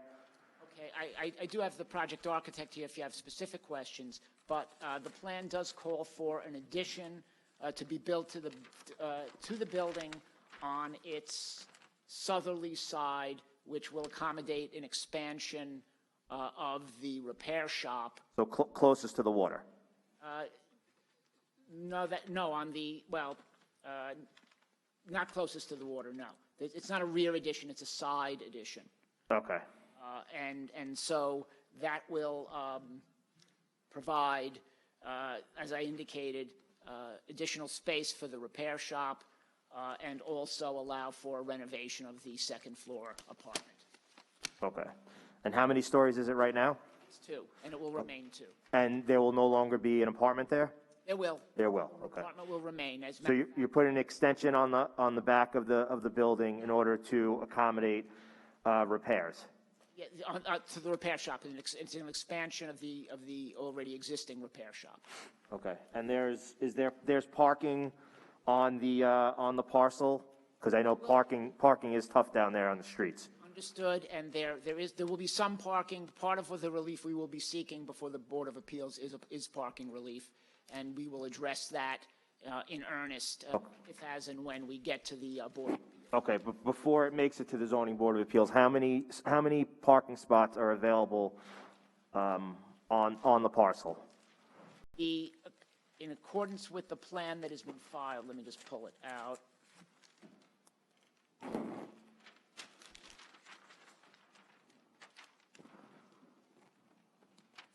There is room for 3 spaces on site, and the requirement for a marina based upon the town code is 1 space per 2 boat slips. So that would be 16.5 or 17 spaces. Right. Plus the apartment, plus employees. And the retail, yes, there's a small retail use and a small shop. But they've been operating, since they've been operating, it hasn't been an issue. Okay. Availability of parking. They've been there for 4 years. And to my knowledge, prior to that, I can't speak to the prior owner. And please don't take my questions as critical. I'm just trying to understand. I know that you guys are trying to move in the right direction, and I appreciate that. I'm just trying to get an understanding. I know the area pretty well, and I know that, you know, parking is an issue down there, especially in the summer months. And I don't want, you know, another issue created for us that none of us, you know, want. And they're very concerned about it as well. They want to be good neighbors and good citizens. They have been since they acquired the property. It was in quite a state of disrepair when they acquired it, and they re-stuccoed the building, and there was a lot of debris and other things in the area on the property that they removed. And unfortunately, with the pandemic and everything else, the processing of this application didn't come as quickly as they would have hoped, because they wanted certainly to get these improvements. Understood. So I guess would be to the north and south of the parcel is both residential, correct? Bear with me one moment. I guess what I'm trying to get at, there's no other businesses or there's no other businesses immediately surrounding you that would cause increased parking, right? Other than you have the marina that you mentioned, Councilor. Right. That's earlier, and you do have, the parcels. You have also the property at the dead end on Bart's, which has commercial activity in there. I'm not exactly sure. And that's your guys too? No. That's if you look at the radius map. I don't know if you have a copy of that available to you. It's lot number 21 and 309, which is the northerly terminus of Bart Street, and it shows the owner, lists the owner as Charles J. Lemke, Lemke Estate. Oh, yeah, okay. But now, parcel 301 says SSV Enterprises. Yes. So that's also your parcel? It's owned by the applicant, but it is a separate and distinct parcel. The plan with respect to that property is that the architects are working on an application to file with the building department to utilize it for boat storage, and that property is located within the business zone as well. And so that's a special exception. So the hopes would be the boats that are slipped during the summer would then be stored? Correct. I got it. But not joining the park. I got it. Okay. That's correct, sir. Okay. Thank you. So unless you have any further questions, I would call Mr. Nelson at this time, if I don't, Supervisor. Does any board member have any questions right now? That'd be great if you call Mr. Nelson up, please. Thank you.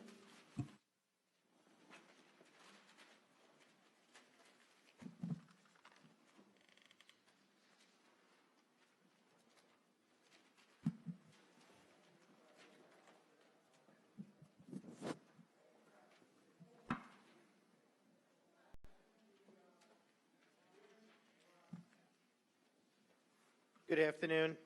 It's Barry Nelson, 220 Pettit Avenue, Belmore, New York, 11710. I feel like you were just here. Feels like it. This morning. Thank you. I have my photographs. There's, I believe, 25 pictures of the subject property and the surrounding area. I'm also going to hand in the old Nassau County Department of Assessment tax records, the cards that'll indicate the subject property, how it was improved in 1962.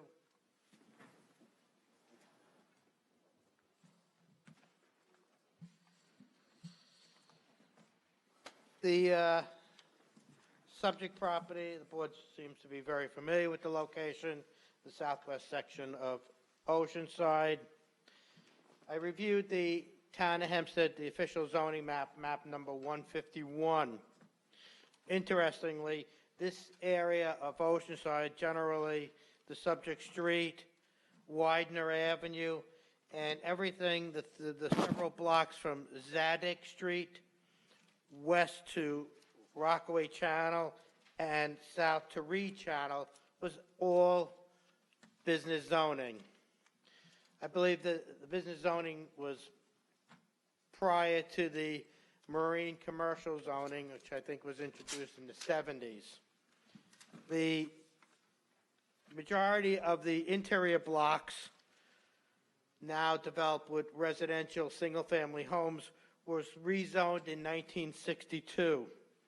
The outside parcels were generally remained in the business zone, and that would include the subject property, the parcels to the north and to the south, Rayner Street, Rayner Road to the south, and west on Ann Street, Marge Street, all remained, and those were typically the waterfront parcels that, as Councilman Diaz-Esposito mentioned, All Island Marine and Bay Marine remains as a marina use, boat storage, boat repairs, boat sales, and bait and tackle. Going back, the radius map will depict single-family homes on Widener Avenue, on the north side of Rayner Avenue, on in the subject vicinity, and they're typically high ranch type homes built in either the mid-1960s, 66, 67, on Bart Street, opposite the subject property. Those high ranches were built approximately 1973, and there was one or two new houses on the waterfront to the south. The subject property has existed since at least 1961, 62 on the waterfront, and it's basically the configuration that the board would see if they visited the location today. As requested by questioned by one of the board members, to the north, which is in the subject block, which is identified as lots 21 and 309. It used to be a marina type use. It's generally vacant. That's a business zone. The property north of the subject property remains a business zone. It is developed with a single-family house.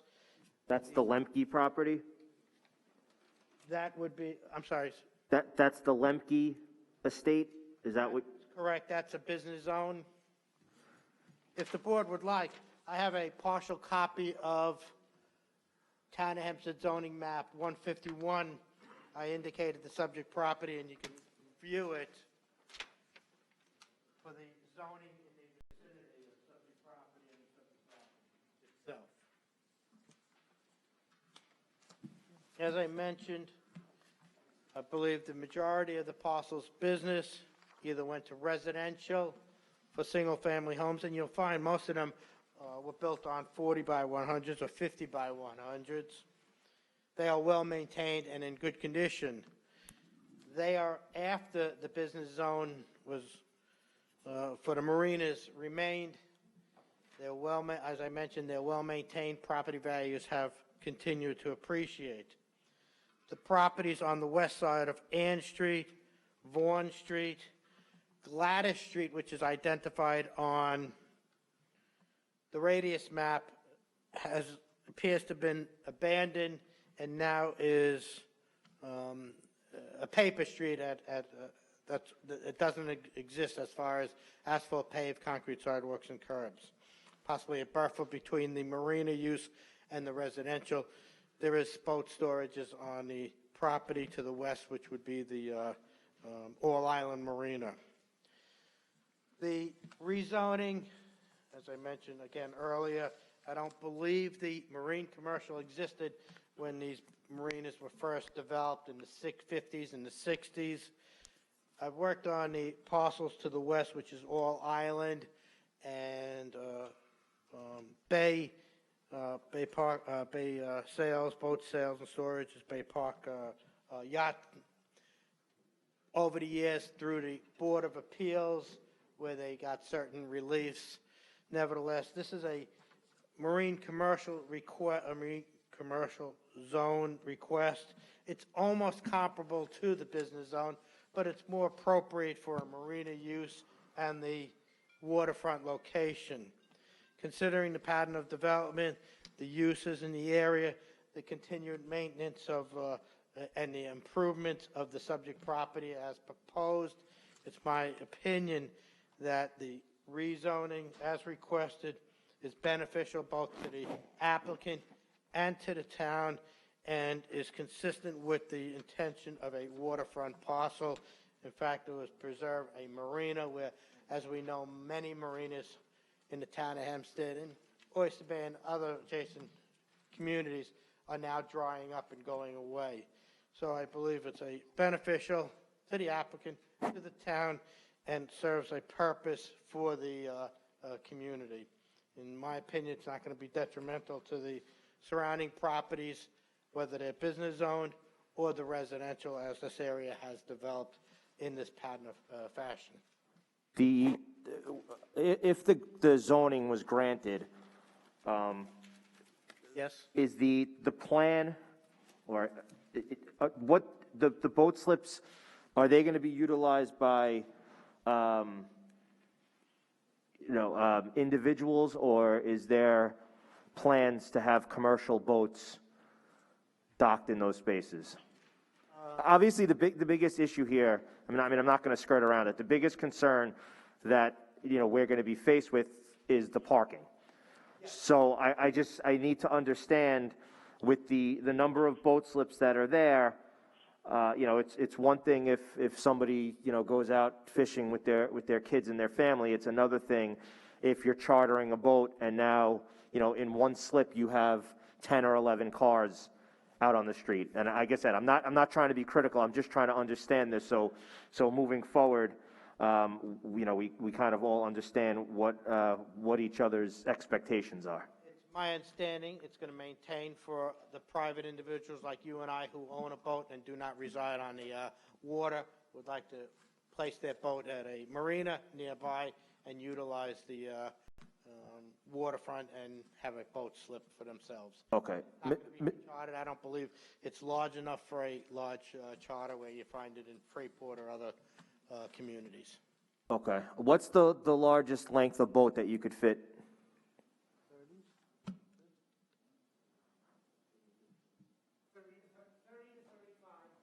Okay. Mr. Colvin, as part of the change of the zoning, in that zoning, is there anything that specifies whether commercial boats can be utilized in zoning for a marina? No.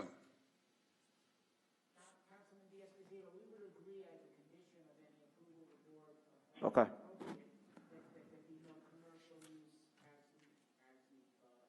Okay, very well. That solves that problem. Second thing, I know that down on Bart's and some areas of Raina, there are individuals that have, cranes and that do bulkheading work. None of that has anything to do with this parcel, right? And you guys are planning on doing maintenance and repair work to the boats that are only docked at your marina, or are you guys going to be bringing boats in from elsewhere to? I'm just, again, trying to understand the traffic. Are there going to be trailered boats being pulled into your area? Are you going to allow for any of the towing companies to tow boats to you guys to repair?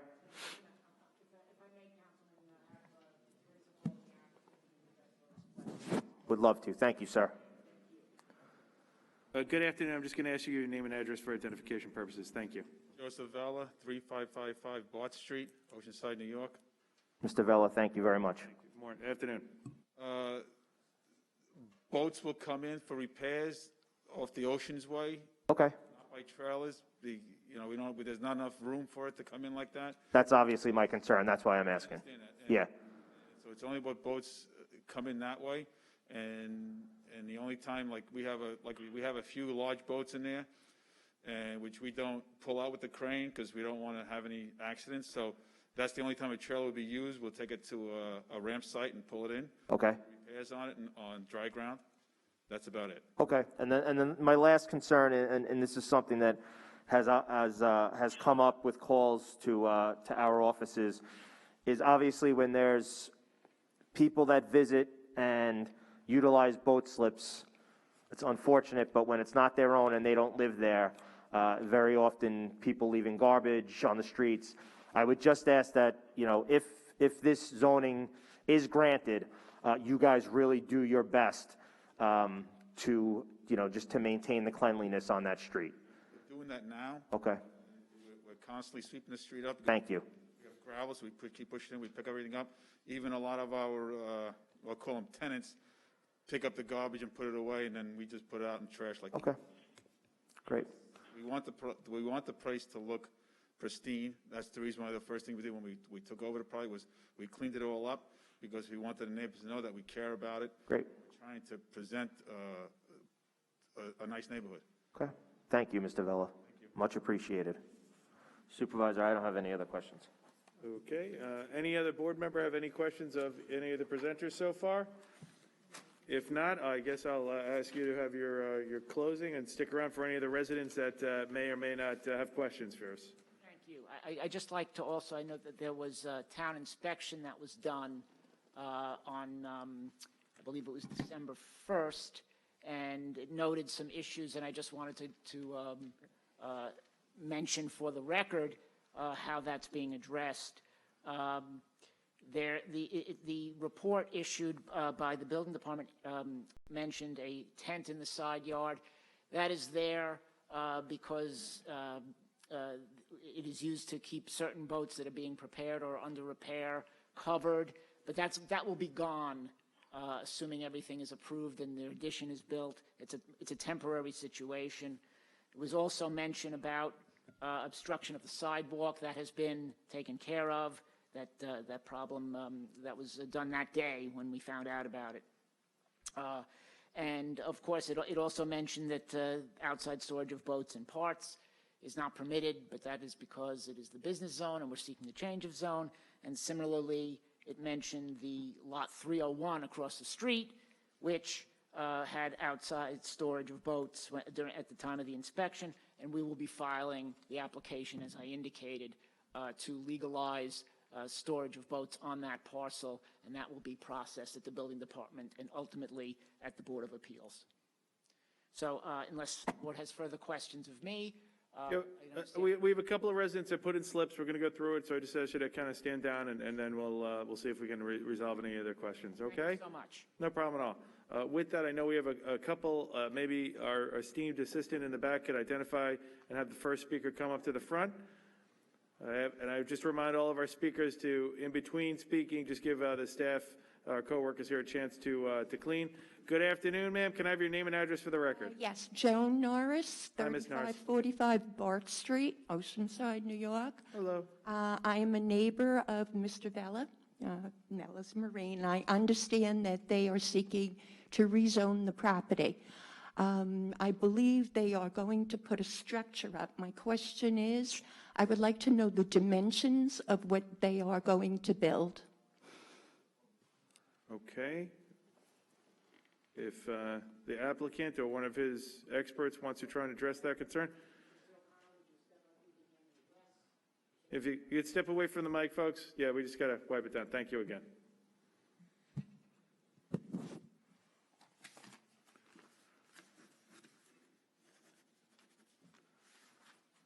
For the record, I'm Todd O'Connell. I'm the architect of the project. And the addition that we're building to the side of the structure, which is going to be on the side where the garage is, expanding the existing garage, we're expanding out approximately 10 feet by the depth of the building itself. So it's basically, it's 10 by 48. Okay. And is that a one-story extension or a two-story extension? That is a one-story extension. Okay. All right. I just asked you to hang out to the side there, and we'll see if we get the residents up here and see if we can alleviate that, if they have any other questions.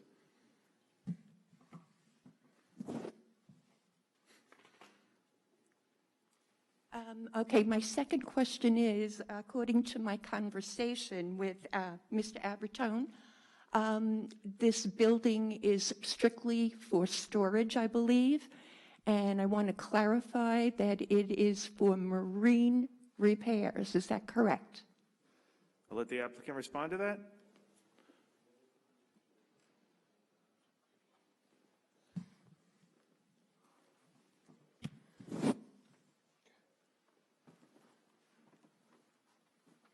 Yes, the expansion is going to be for marine use or my cars.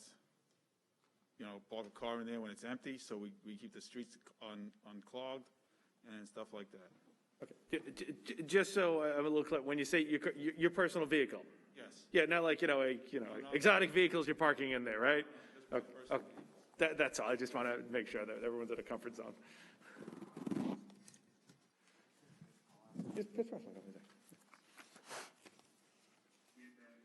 My final question is, since boats are coming in to be repaired, I want to know if they're going to be left on the street, which poses a problem for the other residents who have no place to park.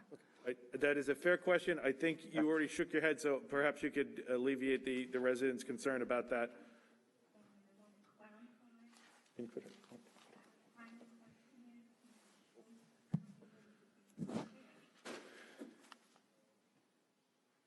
All right. In the past, we did leave a boat or two in the street for a little bit.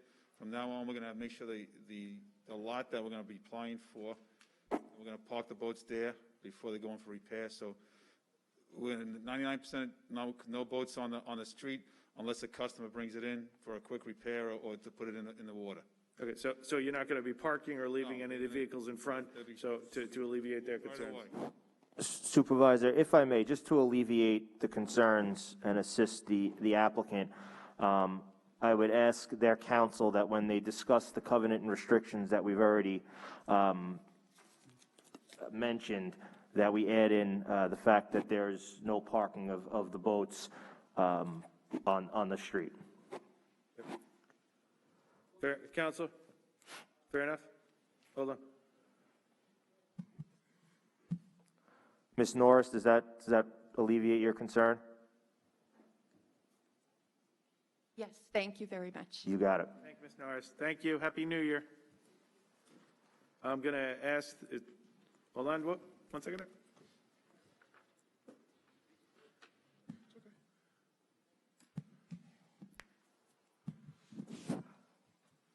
Sir, if you could just identify your name and address for the record. Edwin Norris, I live at 3545 Bart Street, Oceanside, directly north of the property that's being rezoned. Okay. One of my questions was why it was being rezoned, and I pretty much understand that they're looking to build that they can't build now. Okay. I have a question about, there's another parcel across the street from us. Haxley has the same address. Is this rezoning have anything to do with that lot? No, sir. No. Okay, so this is only the lot that's south of us. Yeah, my questioning before, I'm not sure if you were able to hear from out in the lobby, but the question I had before, because I saw the same thing on the map, and what was explained by the applicant and his counsel is that that area is solely for boat storage, and they are preparing another application, I believe, to go to the zoning board. I'm not sure for what it's for. But right now and today, and this application is strictly for that parcel on the corner of Reyna and Bart's. My other question I have, because this is going as a commercial marina, I'm concerned about how many dock slips are out back. Are they applying for more dock space? And if so, what do we do for parking? There's that block is only a couple 100 feet long. Yeah, and that was the concerns that I had addressed with council earlier, and I believe the answer was they're not applying for any more slips, correct? That's correct. And that they were already permitted by the Town of Hempstead Conservation and Waterways for the structures that are currently in our waterways. And that goes through, that is after consultation between the Department of Conservation and Waterways and the DEC, and I believe the Army Corps of Engineers. I've been living there for 45 years. My house was built in 1959, so it was previous to the structure that's there now. I know the last 3 owners of that property, and the Vellas are the last ones. Trying to be good neighbors, but it's just that, you know, sometimes it gets a little touchy. I really would like to stay as close as I can with them, and I really don't disapprove them doing whatever they want to do with as far as the building and stuff goes. Like I said, I'm just concerned about mostly the parking situation, which is a problem because we don't have any space. Right.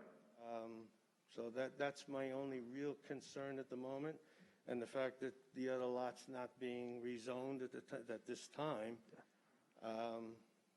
That's basically what I'm really. So what it seems like to me, and this is the first conversation that I've had with Mr. Vella is here today. I think that, and correct me if I'm wrong, I think that they're here today and this application is being put forth, and maybe it's not the best use of words, but they're here to clean up sort of a mess that they inherited. And I think that that's what their intention is. I know that we discussed the parking because that was one of my first concerns. I mean, it's already tough down there, so I wanted to make sure that there was plenty of parking. And just so you know, even if the zoning is granted, the change of zoning is granted here, they still have to go to the Zoning Board of Appeals, which is a separate entity, in order to get a parking, granted parking. My other question was too, with the lot across the street, my wife didn't bring it up, but I will.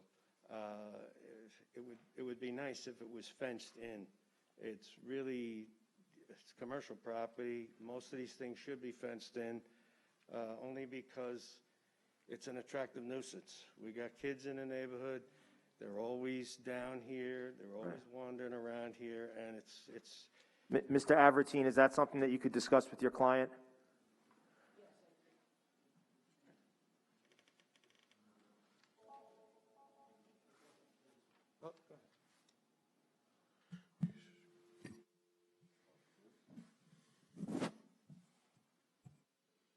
I've been wanting to put a fence on the property, but with everything that's going on with the other one across the street, I wanted to get that one all done and then take care of the fencing on that lot. Okay, well, it's good. Just keep your neighbor informed about, what, depending on the application goes. I think, I think he'd be delighted to have a fence, and, if you can get there, that's great. We wanted to put a fence. I got a price from a fence contractor. It's just that the price is so high that with everything that's going on with the other one, I got to do everything in stages. Understood. I appreciate it. Like I said, so hopefully, depending on the application goes, maybe they'll get a fence down there for you as well. That'd be great. Thank you.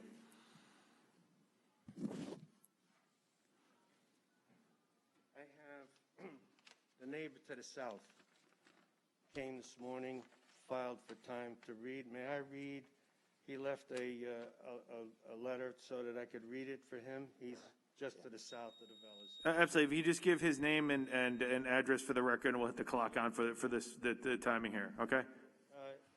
Says I'll read exactly what he wrote. He said, "My name is Chris Farrell from 1 Rena Road, Oceanside, New York, 11572. Thank you for allowing me to speak based on what I have been told by Joseph Vella from SSV Enterprises. He is requesting to rezone the property to marine commercial in order to accomplish some renovations that are difficult, if not impossible, to obtain permits for due to the current zoning. I have no objections to this rezone so long as the renovations comply with any residential setback and height restrictions. In addition, I do have concerns, that I have brought up to Mr. Vella. These concerns regard the possibility of a restaurant being established on the property. Mr. Vella has stated that they have no intention of opening a restaurant. Furthermore, in addition, concern would be applicant's increase in floating dock space that would lead to an increased demand for what is already limited parking during summer, spring, and fall seasons. Thank you for your for allowing me to appropriately speak. Chris Farrell, 1 Rena Road. That was the fellow that lives directly south of him. Thank you, Mr. Norris. Mr. Avertine, just one last question so we can have it on the record. There is no plans and no intention to make this parcel not only a maintenance facility for boats, but to somehow create a bar or restaurant, correct? Thank you. That's great. Okay, thank you. Is there anyone else that signed in to speak today? I don't think so. No, we will now go to the go-to webinar to see if anybody signed up to raise their hand to speak on this application. Mr. Moderator. We have one hand raised as of now. Valerie Lamp. Okay. Good afternoon, Ms. Lamp. You're here to talk about this application? Yes, good afternoon. Specifically with regards to the last speaker, are we now allowed to read other people's letters? Ms. Lamp, do you have any questions regarding the application, please? Are we able to get extra time now? Ms. Lamp, do you have any questions regarding the application or not? Okay, thank you very much. All right, has anybody else raised their hand regarding this application? There are no other hands raised. Okay, at this time, does any of the board members have any other comments or questions? All right, if not, may I have a motion? Supervisor, I ask that those covenant and restrictions be taken into consideration, and I move to reserve decision. Supervisor Clavin. Aye. Councilman Blakeman. Aye. Councilman Carini. Aye. Councilman D'Esposito. Aye. Councilman Dunn. Aye. Senior Councilwoman Gooseby. Senior Councilwoman Gooseby? Councilwoman? You said aye? I think I heard her say aye. Yeah. Okay. All right, and Councilman Muscarella. Aye. Okay, great. Thank you very much for your application. Have a wonderful day and a happy new year to all of you. Thank you very much. Thank you. We're going to have you go out this doorway, and I'm going to ask Madam Clerk to please call the next application. We have the application of MCRT Investments LLC to rezone from Business X to Residence CA in order to facilitate the redevelopment of the premises from a predominantly vacant and blighted commercial retail space to a state-of-the-art transit-oriented residential development in West Hempstead. Okay, before we begin the application, Mr. Kovic, is there anything you wanted to bring to shed the light or make a note of? Yes, Your Honor, or Supervisor. Very thoughtful. Your Highness, you meant. Sorry, too many cases in court, I'm sorry. Yes, number 27 on the administrative calendar is a negative declaration with respect to the instant application. So I would just caution the board that after they hear the case, if they are of a mind to grant it, the legal requirements with respect to the CEQA would require us to call number 27 out of order and adopt it before we would grant the application. If we reserve, we do not have to do that. We could, but we don't have to. Okay. Thank you, Mr. Kovic. I appreciate that. With that, we are going to ask the applicants, if you appreciate your patience, good afternoon. Obviously, you're going to do your presentation. We ask you to please respect the COVID-19 procedures here. Every time an applicant speaks, the mic and table will be wiped down accordingly. We just everybody, when you do your presentation, to identify with your name and address. And again, we appreciate your patience, and good afternoon. Good afternoon, Supervisor. Thank you very much. On behalf of the applicant, Elisabetta Cascignano, 333 Earl Ovington Boulevard, Suite 601, Uniondale, New York, 11553, on behalf of Sonward Cascignano, PLLC. Good afternoon, and thank you for having us today. We understand under these times how difficult it is to schedule these matters, and we do appreciate it. With me today for the applicant, MCRT Investments LLC, doing business as Mill Creek Residential, we have Russell Tepper, the Senior Managing Director. From VHB Engineering, we have Jason McGritt and Dan Winkleman for traffic. And as our architect, we have James Havrilla on behalf of H2M. The subject premises is a 2.34-acre parcel situated on the east side of Woodfield Road, identified on Nassau County Tax Map as Section 35, Block 386, Lot 231. The premises is currently improved with a vacant commercial building, formerly a Western Beef grocery store, and an underutilized, partially vacant retail strip center. In fact, only one of those stores in there is currently still operating, the laundromat. The premises abuts the Long Island Railroad tracks in the rear and is less than a quarter-mile walk to the West Hempstead Long Island Railroad Station. So my vote didn't go in. The premises is currently located in the town's Business X zone and is an above-average sized lot for the area at 2.34 acres. The applicant is requesting a rezoning of the entire premises from Business X to Residence CA to initiate a revitalization of the premises with a vibrant, transit-oriented, multifamily community with first-class amenities and design features. The rezoning request before the board today is our first step in the approval process to develop a proposed 4-story, 150-unit multifamily community with 200 off-street parking spaces and amenities such as a swimming pool, fitness center, home offices, club room with game area, package delivery services, and electric car charging stations. Mill Creek Residential is a premier developer and operator of multifamily residential communities and one of the largest multifamily developers in the country. The applicant plans to build on the success of West 130, the former Courtesy Hotel located just to the north of the premises. The plan is a nearly identical plan of development for the subject premises to transform the parcel with a transit-oriented development walking distance to the West Hempstead Long Island Railroad Station.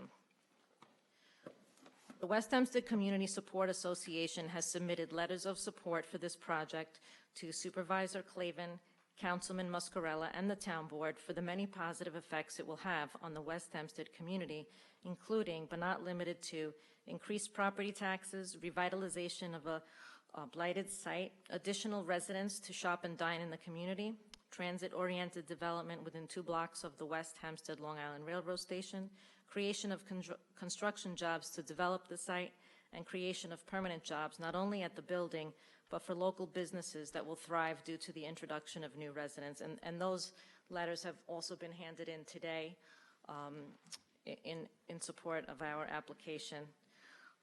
We have residents here today who will be speaking. We just spoke to them a few minutes ago regarding the questions that they may have. Many of their questions relate to what will be coming in the zoning board for our applicant, namely height, parking, and traffic. Should the board approve our change in zone today, we will of course work with these residents to mitigate their concerns every step of the way. We believe the project will help diversify the available housing stock in the community by providing much-needed rental housing marketed towards millennials and empty nesters. As proposed, it would further anchor a revitalization of the community near the Long Island Railroad Station as a suitable transitional use in keeping with the surrounding area's character, which is a mix of commercial uses along Woodfield Road and Hempstead Avenue, multifamily communities like West 130 near the railroad station, and single-family residences. There is also an existing CA residence community across the Long Island Railroad tracks to the west of the premises at 125 Hempstead Gardens Drive. We know you're aware the Nassau County Planning Commission has issued a local determination pursuant to Section 239M of the General Municipal Law and stated by letter dated November 15th, 2019, that the Nassau County Planning Commission expresses support for the project as a transit-oriented development, noting that the project is located near a similar recently developed TOD project, the West 130. If the board should approve the instant rezoning application, we will immediately proceed to the Board of Zoning Appeals for the relief necessary to construct this community. At this point, there's only 2 housekeeping items that I'd like to bring to the board's attention. In reviewing the matter with the town attorney's office, we were notified that there's a notice of violation against the current owner of the property relating to storage of materials. We will work with the owner in clearing those violations up immediately. We did notify the owner, who in turn sent a notice to cure to his tenant, and also noticed the tenant that his lease would terminate at the end of January, when it is scheduled to terminate. Secondly, we are in compliance with all the CNRs that are running with the land. There is one declaration that runs with the land that's recorded that prohibits any ingress or egress onto Mulberry Lane. We do not have any ingress or egress on Mulberry Lane except for a fire emergency exit only, and they would have to knock down bullards to go to Mulberry Lane. So other than that, there is no access, and if granted, we would request that the board work with us in the town attorney's office in either modifying or rescinding the declaration to that extent only. If the board has any questions at this time or would like to hear from the engineers or the architects. Yeah, why don't we see if any of the board members have any questions so far? Councilman? Yeah, I just want to go over the history of the property. The property, how long has the present owner owned the property, and is it going to be developed by somebody else apart from the person who presently owns it? We are the contract vendee. So the present owner who owns the property, we as contract vendee will be developing the property. I'm not sure how long the present owner has had it. I believe he did have it when it was Western Beef, and they moved on. Okay. Everything else is pretty much out of business other than one store, like I mentioned, the laundromat. And the proposals that you're going to make today, have you decided on the general contractor of who is going to develop the property as we see it? I would have to ask they'll build everything themselves, so they'll be using their own contractors. Okay, thank you. You're welcome. Councilman? Yes, while this project is in Councilman Muscarella's district, it's within a quarter mile of my district and also within a quarter mile of Senior Councilwoman Dorothy Goosby's district. So we have some concerns and interest as well. First of all, how many units do you anticipate you will have there? I think you said approximately 150, is that correct? Yes, 150 we're proposing. Do you know what the mix will be? Studios, 1 bedroom, 2 bedroom, et cetera? Yes, I have the full scale here that I don't remember by heart. Who can answer that?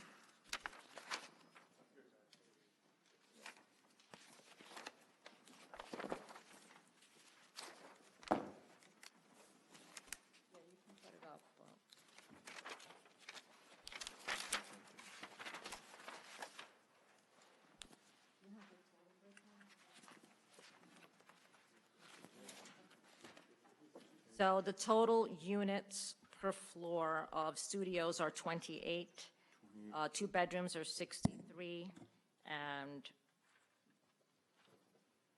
63 are 1 bedroom, sorry, 48 are 2 bedrooms, and only 11 units are 3 bedrooms. What was that on the 3 bedrooms again? I was writing that down. So 3 bedrooms are 11 units, 2 bedrooms are 48 units, Yep. 1 bedrooms are 63, and 28 studios. Gotcha. Okay. Are you aware that the MTA has recently announced that they are considering ending or terminating the West Hempstead branch? Ending that branch? No, I wasn't aware of that. Yeah. So, yeah, unfortunately, it's happened in the past, and unfortunately, with the MTA's current fiscal crisis, it has come up again. If your application was granted, would you join with us in letting the MTA know that this is an important transportation route for the Long Island Railroad, and that we would vehemently oppose the closing of that branch? Of course we would. Okay, thank you so much. Just, we constantly get the question a lot. Does the developer intend to seek any sort of IDA? Yes, we will be going for IDA on this project. Okay, would it be county IDA or town, or you're not sure? Town What was- Hempstead. Okay, okay. Any other board member have a question at this time? Or if you can have. Do you want to hear from any of the experts on the site plan or anything, or did you? Yeah, no, we'd be delighted to.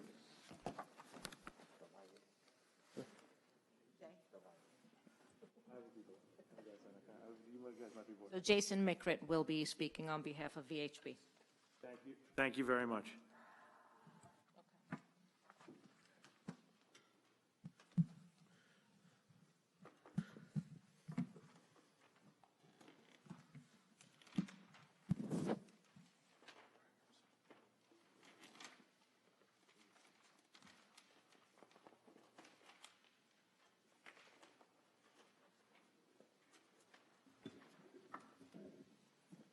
Good afternoon, everybody. My name is Jason Mikrit. I'm the site civil engineer for the applicant.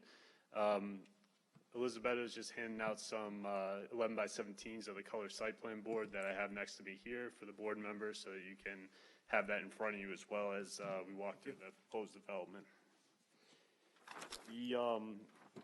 As you can see on the board here, the building is somewhat irregular shaped, similar to the shape of the lot.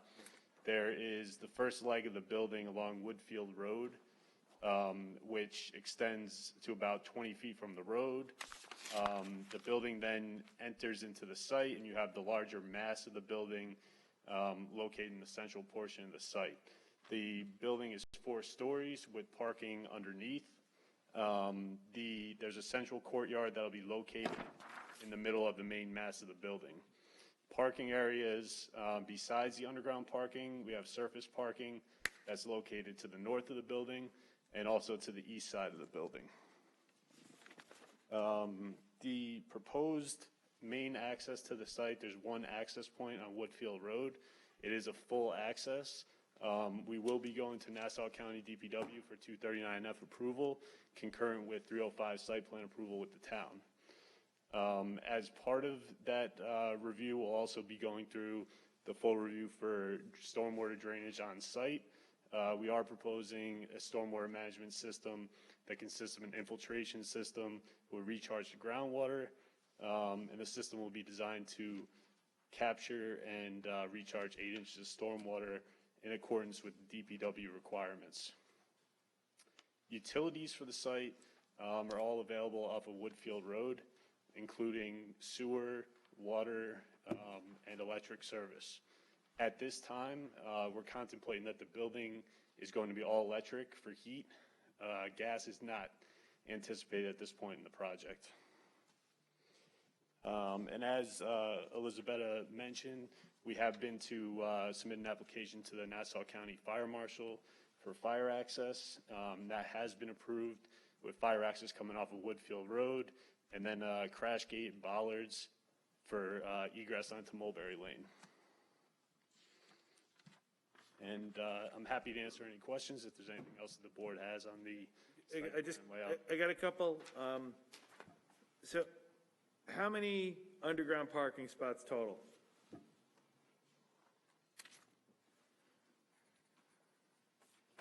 So there's a total of 200 spaces on the site.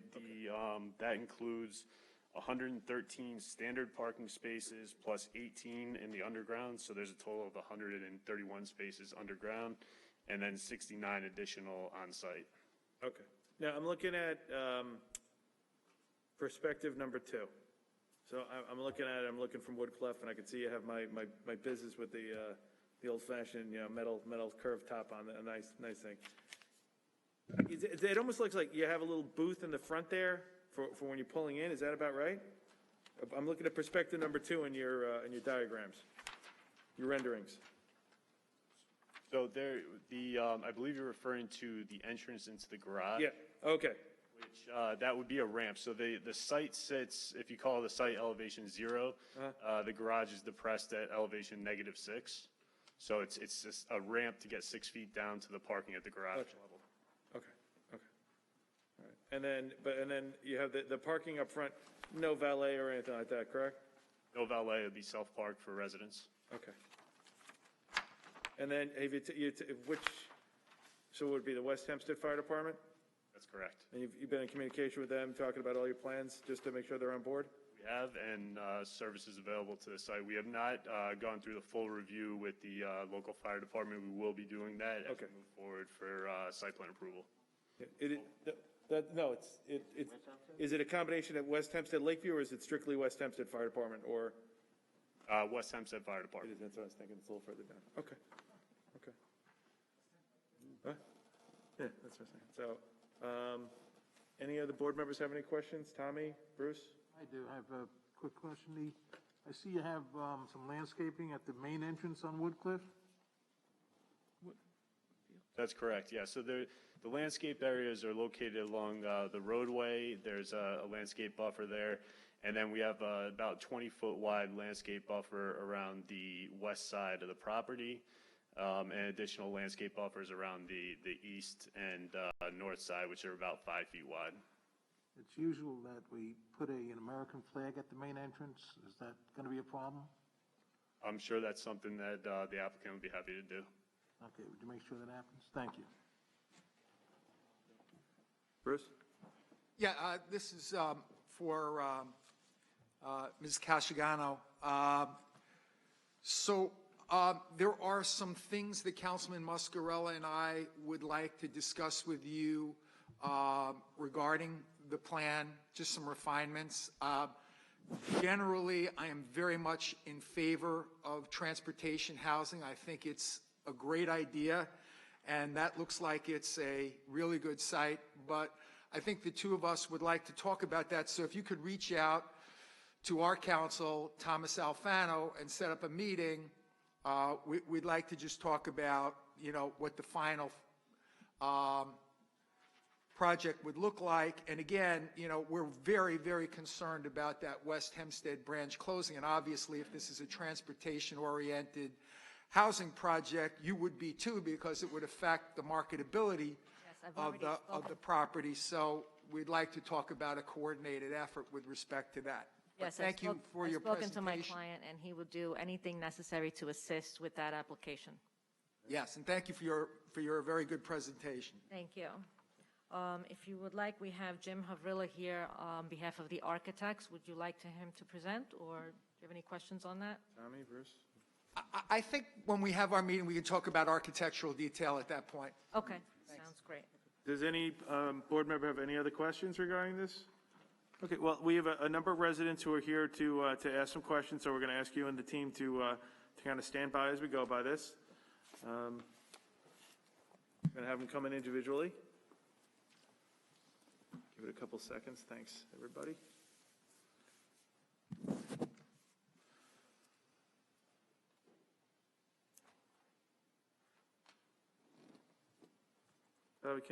Can you just make sure he knows to bring him on down? Thank you so much. Oh, he's bringing him down? Okay, forget it, Bobby, relax. Yes. Sorry, okay.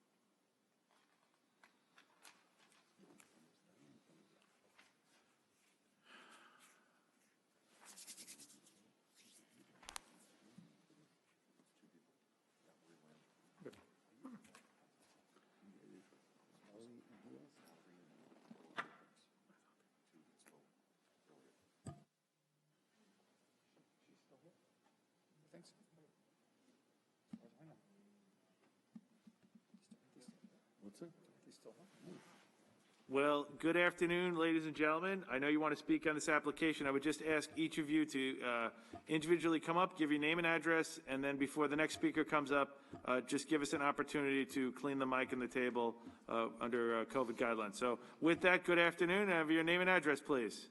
Good afternoon, everyone. Thank you, Board. My name is Paul Minot, resident of 441 Cedar Street, West Hempstead, and I'm sorry for the delay in walking in here. No, please, you're not kidding me. I want to thank the Board for giving me the opportunity to speak. I am definitely one of the ones that are not in favor of this. I know it's an eyesore in the community, but I really think I'm looking more down the road that this is going to open up a lot of different issues. I don't think I could talk about the issues now in regards to the planning. It's just the issue about changing it from business to resident. I really think that it's, with the flow of traffic and stuff, it's going to be too much strain in the community. They're talking about using Mulberry Lane for a fire exit. Unfortunately, that road is so tight. I don't even think a fire truck could come down there. So for them to talk about that, it's very, they're going to have to widen it. They have to move the tracks over some. I have to thank the Board because they answered a couple of questions that I had also about the parking that's going to be done underneath the facility. That's not enough. For perfect example, the residence that's already there in the building that's right next to it, there's not enough parking. They're parking over in the National Liquidator parking lot. So, and that's a problem. The other thing I got to say is that I think the Board need to really look into this a little bit more carefully before they grant a yes on this. And I know they can't start the proceedings until they change it from business to residence. Okay. I had some other questions, but they're more defined in regards to the planning out of the facility. And I also had questions about the fire department. Was the fire department notified of it? And are they able to handle this, another building that's there? I asked them about that, and they did say, if you heard earlier, that we did bring you the same issues. I Yeah. won't talk about that part either. Okay. Thank you very much, everyone. I appreciate it. Thank you very much for taking the My name time. is Paul Minot. And thank you very much. And you're part of the record, and just we'll keep you informed of anything going on. Again, thank you very much. A happy New Year to you. And thank you very much. It's kind of sad that they wait till the opportunity today to talk to the residents, because I, came down here on my own, and I finally met the people, the lawyers, and also the zoning. My time's almost up. The lawyers and also the planning about the traffic control that's around in that area. Thank you very much. Okay. You take care. Stay safe. Thank you. You too. Thank you. Okay.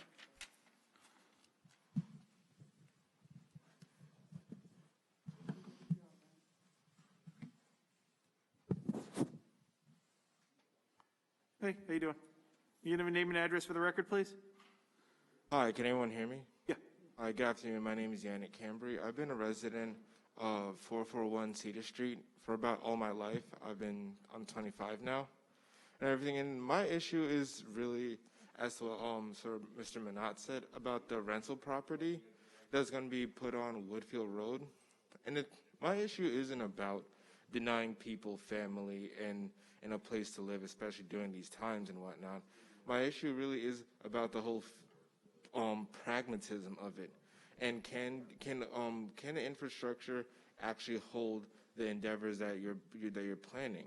And a lot of times we feel in our community of West Hempstead, especially the residents of 441 Cedar Street and Mulberry Lane, that we've been feeling that our side, or where our zone is, has been neglected for many years.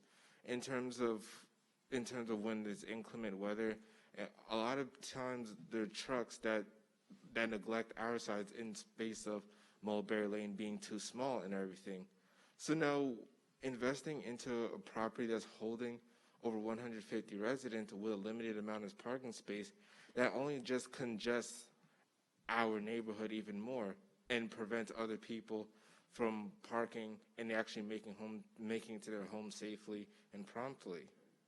As well as this just furthers the feelings of neglect and being passed over in light of overhead decisions. We as a community do feel that in many cases we haven't been heard, and we just urge that you consider us. Thank you. No, listen, we appreciate it. These are concerns that we're going to have to discuss with the developers. But like I said, we appreciate you coming down and letting us know. That's what it's all about. All right. Thank you very much, and a happy New Year to you.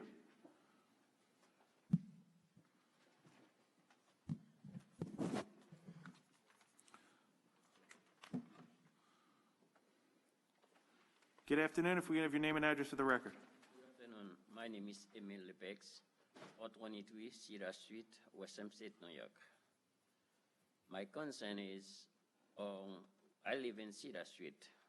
The building is 20 feet from me. They're going to build.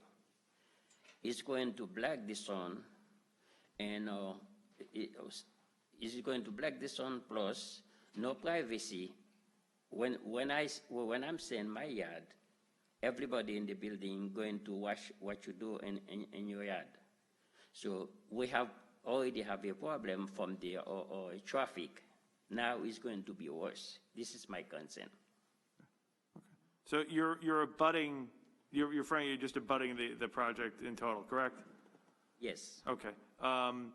So maybe I would ask that if there's an opportunity that the developer could talk to you and see, what, if anything, can be done to address your concerns and your privacy issues. I don't think that's anything out of their task. Maybe at the end of the meeting, we'll have the council talk to you to have either a Zoom meeting or whatever it's got to be in the COVID era to address some of your concerns and see if they can be alleviated in any way at all.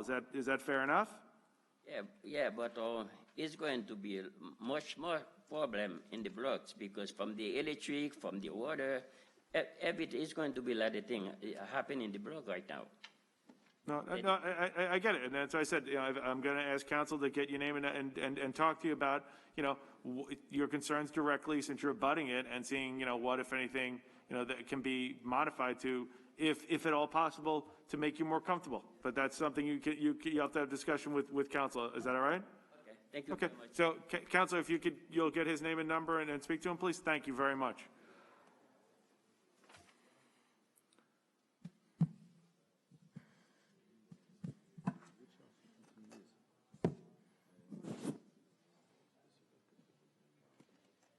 Hello, good afternoon. If I give your name and address for the record. Yeah, George Tota, 160 Hey, George. Mulberry Lane, West Hempstead, New York. How you doing, George? I'm doing good. I live actually east of the building on Mulberry Lane of West Hempstead. Yeah. I am opposing it 100% because they're trying to build a building 4-story high.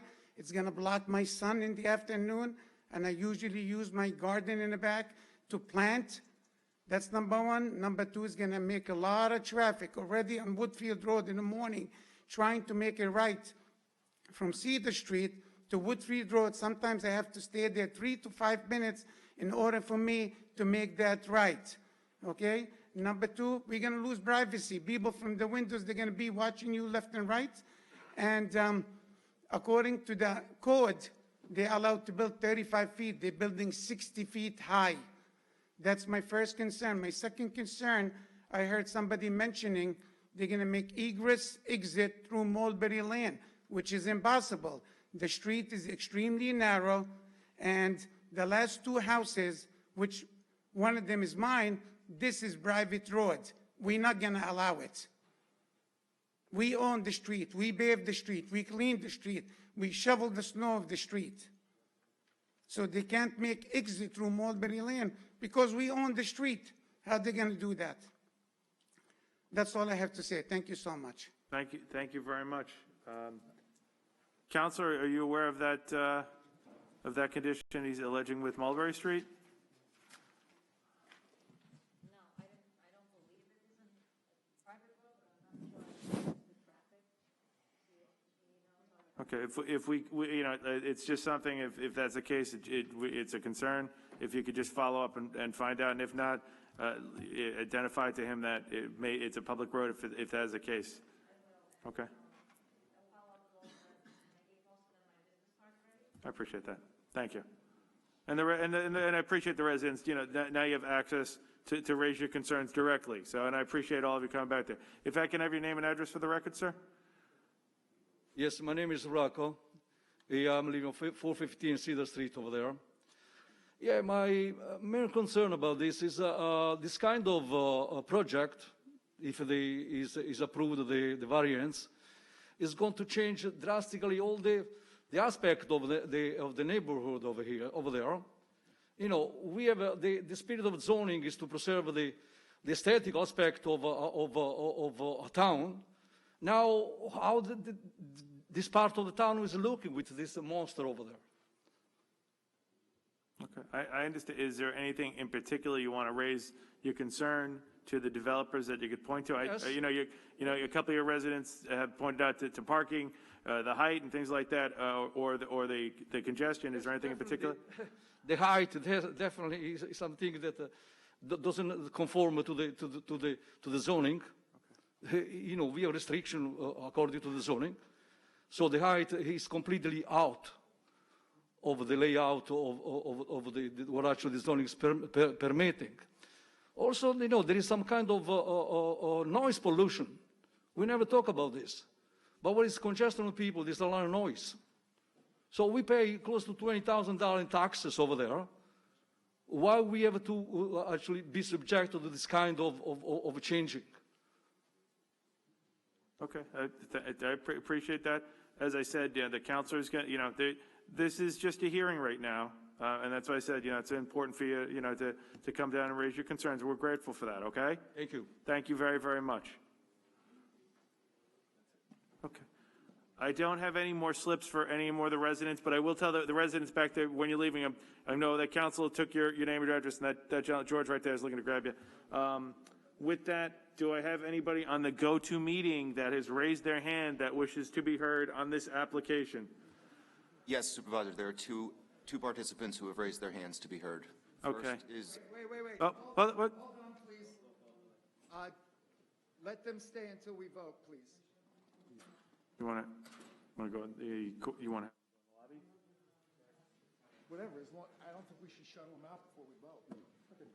Folks, why don't you go back to the lobby before, to stick around before we do any votes today, okay? It's warm right there. All right, so, Supervisor, Ms. Pearl Jacobs. okay, Ms. Jacobs, you calling on this application? Yes, I'm speaking on this application. Okay. I do hear that, there are residents that have serious concerns about this development and pertaining to quality of life issues, and I can understand that, but I am encouraged that at least blighted properties in the town of Hempstead are being revitalized, as Uniondale has several vacant and blighted properties that are in dire need of revitalization. One property that residents strongly believe to be a brownfield site. We have brought this to the attention. No, and I get that, but do you have a question for this applicant on this property? Attention and investment concerning its abandoned properties, several abandoned properties in Uniondale. Thank you. Thank you. Okay, thank you. Is there anybody else who has their hand raised? Yes, Ms. Valerie Lamp. Okay. Ms. Lamp, you have a question regarding this application? Yes, I have two. And the first one was the young woman who was there discussing the parameters of the plans. Can she please answer how much these units rent-wise are going to go for? Is there a rough estimate, Counselor, that you think the individual units are going to be going for? The ones that are not built yet? If you can make that determination? Right, it's part of the proposal? Yeah, that's what the resident wants to know. If you can, if you have that information or not. We don't have that information at this time. They don't have that information at the time, Ms. Lamp. Okay, so then my other question was, he also spoke about approaching the IDA. Is this for pilot monies? And if so, how much in pilot funds would you look to apply for? Well, the tenant did identify they would be seeking IDA funds. Do you have any idea what you'd be seeking? We're not looking for funds. We're just looking for a phase-in. Okay. They're just looking for a phase-in, Ms. Lamp. Okay. Thank you very much. Okay, thank you. Have a good day. Okay, does anybody else raise their hand on this? No other participants have selected the raise your hand option to be. Okay, does any of the board have any other questions? If not, may I please have a motion? I move to reserve decision. Second. Supervisor Clavin. Aye. Councilman Blakeman. Aye. Councilman Carini. Aye. Councilman D'Esposito. Aye. Councilman Dunn. Aye. Senior Councilwoman Gooseby. Councilwoman? Councilwoman. Councilwoman. Senior Councilwoman. See that? I thought I heard her say. We could leave the record open if she is not there. But we do have to get her on the phone. You do have to get on. Yeah. Yes.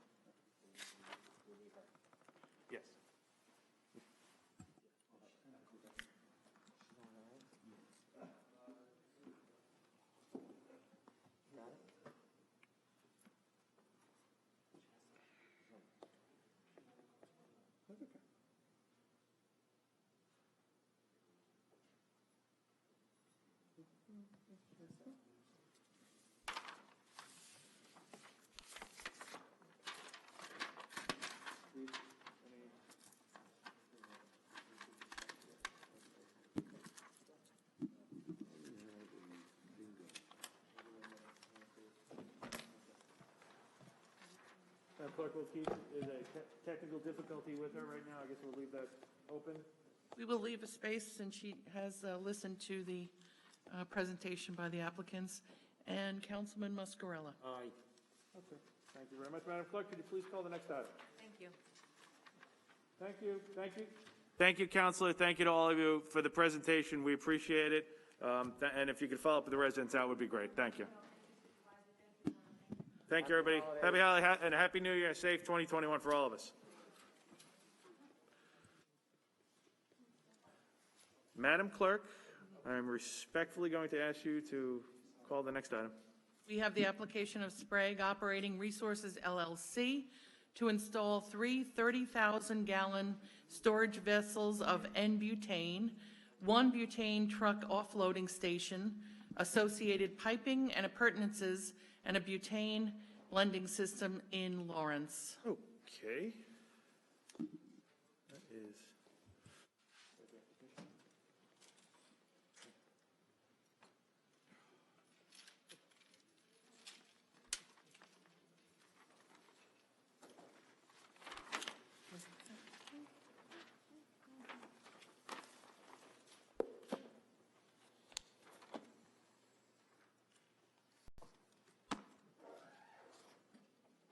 Thank you. Take care. Bye-bye.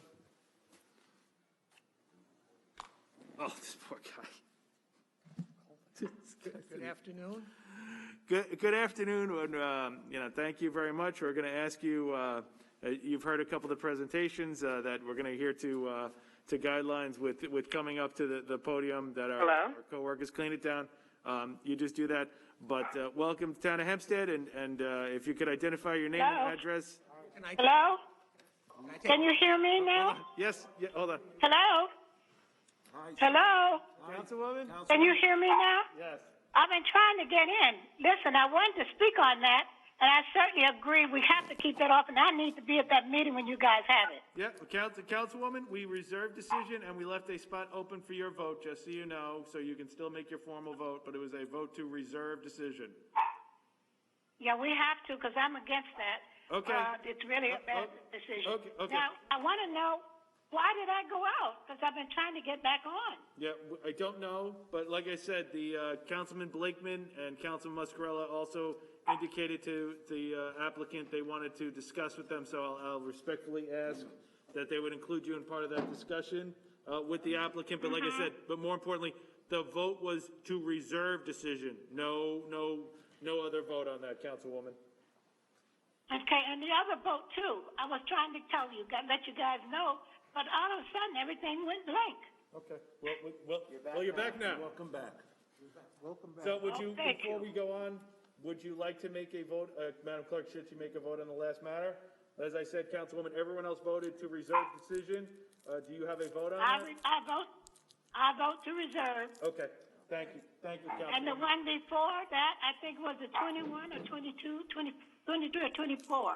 Okay. I did not vote. I've had the same vote as others on that, too. Okay. All right. We're now doing application number 25, Councilwoman. Now you're back on there. Okay. Okay. So with that, I'm going to ask Councilor to identify himself. Good afternoon, Supervisor Clavin and esteemed council. My name is Joseph Capabianco. I'm with the firm of Reisman, Perez, Reisman and Capabianco, 1305 Franklin Avenue, Garden City, New York.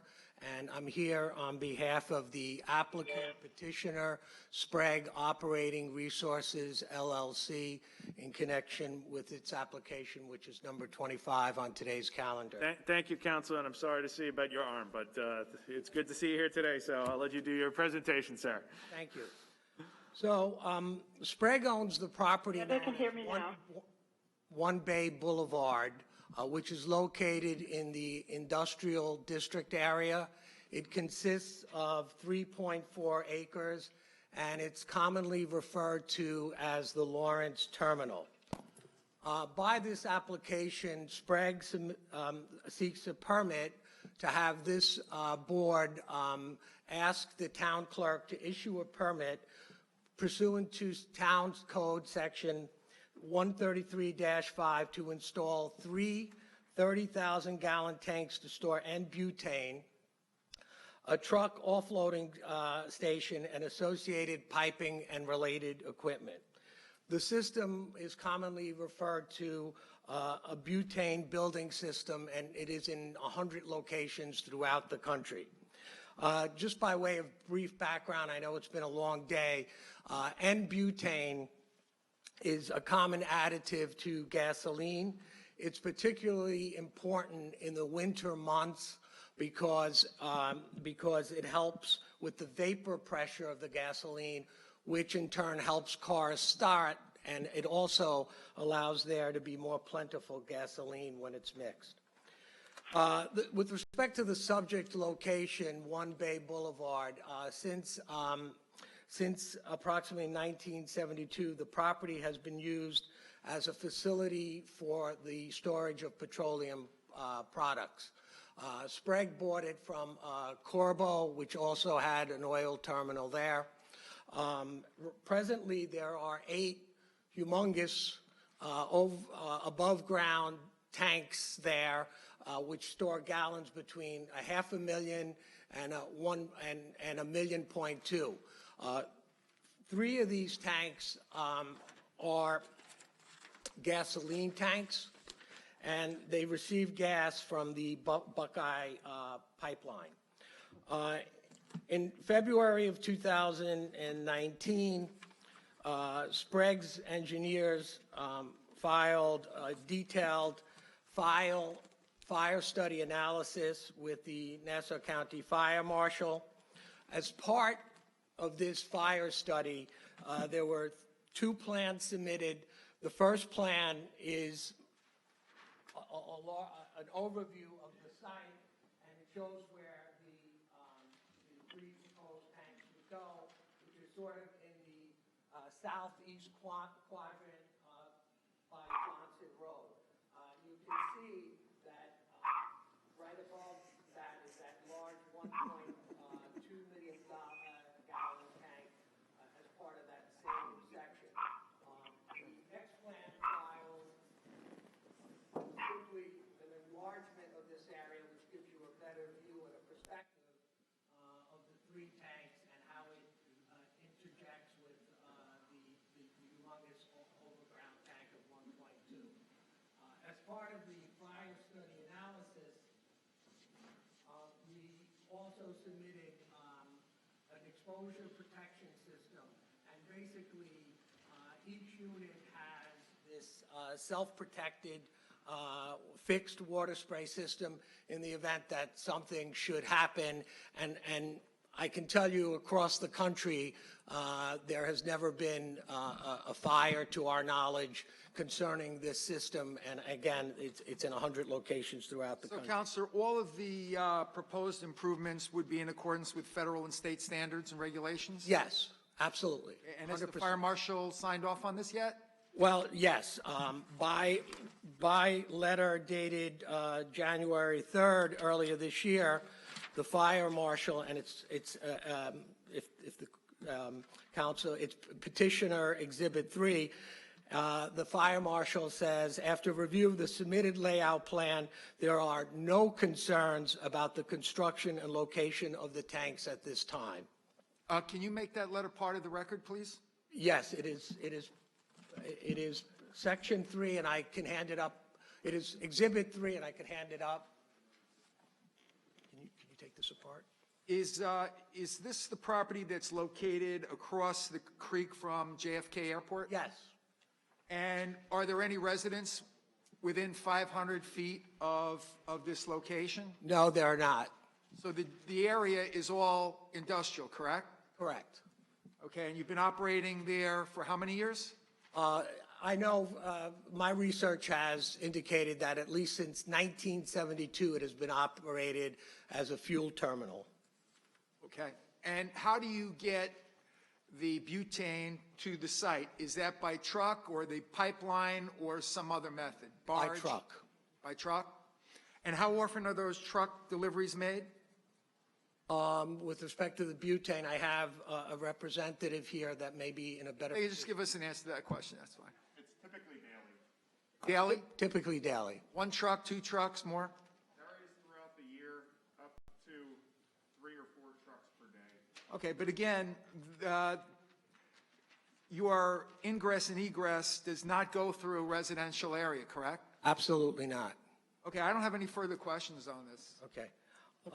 We have also, just continuing, we have also met with the fire department that is responsible, whose jurisdiction encompasses the property. It's called the Meadowmere Fire District, and it's a little bit over a mile. It's 1.1 miles away from the property. The Meadowmere Fire Department has no objection to the installation of the butane blending system on the property and supports the project. And that is a letter that is annexed as Exhibit 5 to our petition.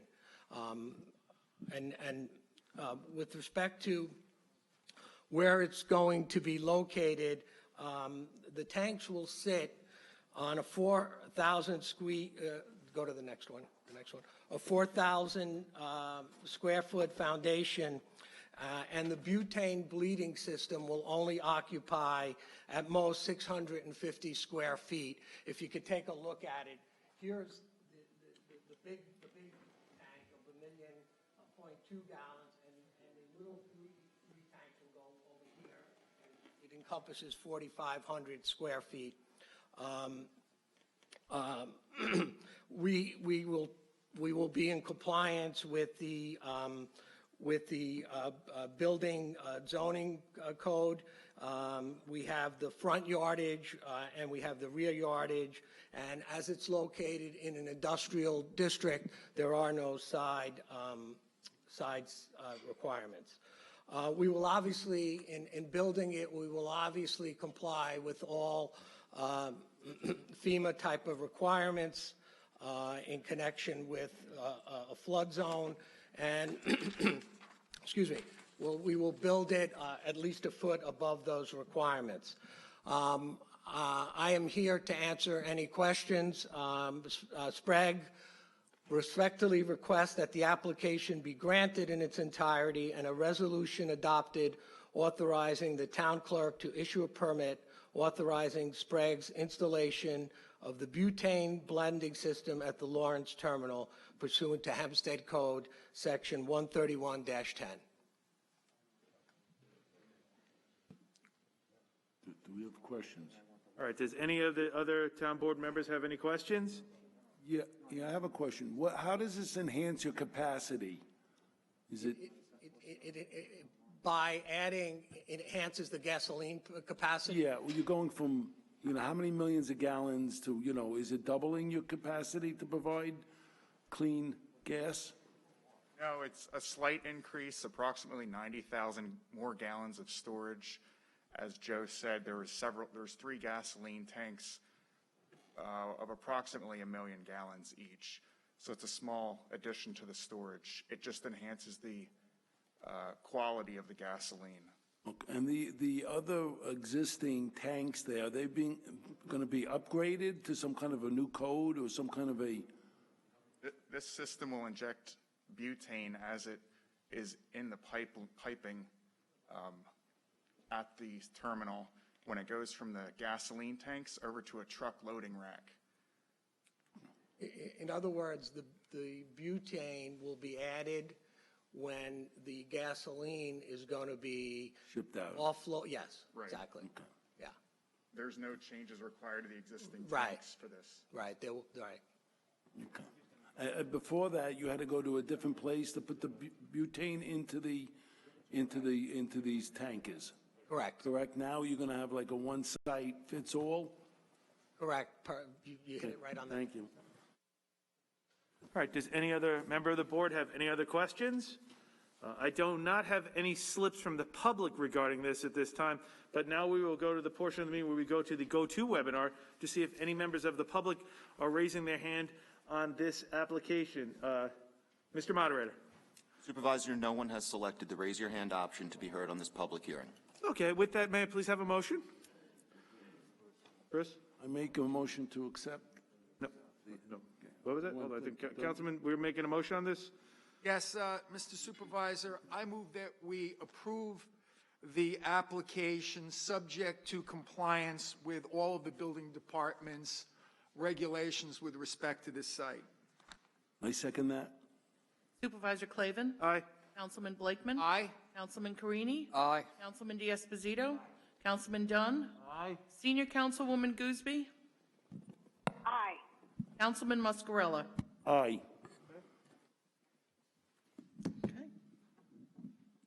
Go-to webinar will now be turned off, and we encourage all those participating on the go-to webinar website to continue listening and watching on the Town of Hempstead's live stream. Okay. Thank you very much. Madam Clerk, Thank you. would you please, and Council, thank you very much. Thank you very much to your assistants for a great application. A happy new year and a speedy recovery. All righty. With that, Madam Clerk, would you please call the first case on the decision calendar? We have one decision on the decision calendar. It's the application of Pathland Holdings, LLC, for a permit to include existing gasoline service station within the GSS district and to demolish the existing one-story building with basement and construct a new one-story, 2,996-foot convenience store without basement with 8 multiple product dispensers providing 16 fueling stations, additional site work for parking approximately 33,572 feet of landscaping and a trash enclosure area. Also proposed no automotive repairs, body work, automotive painting, or automotive sales will occur. That is in Bethpage. Okay, may I please have a motion on this item? This is in my district, and we did have a hearing on this, and this decision came after much discussion with the community, and it should have went along very, very easy. So I'm going to do a conditional approval. It says on the decision that it includes an existing gasoline service station with the GSS district, and it does not have that. To my knowledge, it did not have it at the time of the hearing. So if it happened in the meantime, and I'm not aware of it, just if it is in existence, well then let's approve it. We were going to approve it without that sentence saying that there's an existent one. So I'd like that corrected, but I want to approve this because all of the hurdles have been cleared, and the tenant did speak with the neighbors, and every objection has been addressed, and any other objection that may arise, they said they will address in favor of the resident. So I move that we adopt this with that caveat. I second that, subject to the conditions set forth by Councilman Dunn. Thank you. Supervisor Clavin? Aye. Councilman Blakeman? Aye. Councilman Carini? Aye. Councilman D'Esposito? Aye. Councilman Dunn? Aye. Senior Councilwoman Gooseby? Aye. And Councilman Muscarella? Aye. Okay, that ends the formal part of the calendar. I am going to suggest we take a 5-minute recess and handle the rest of the calendar so we can all warm up since it's freezing in here.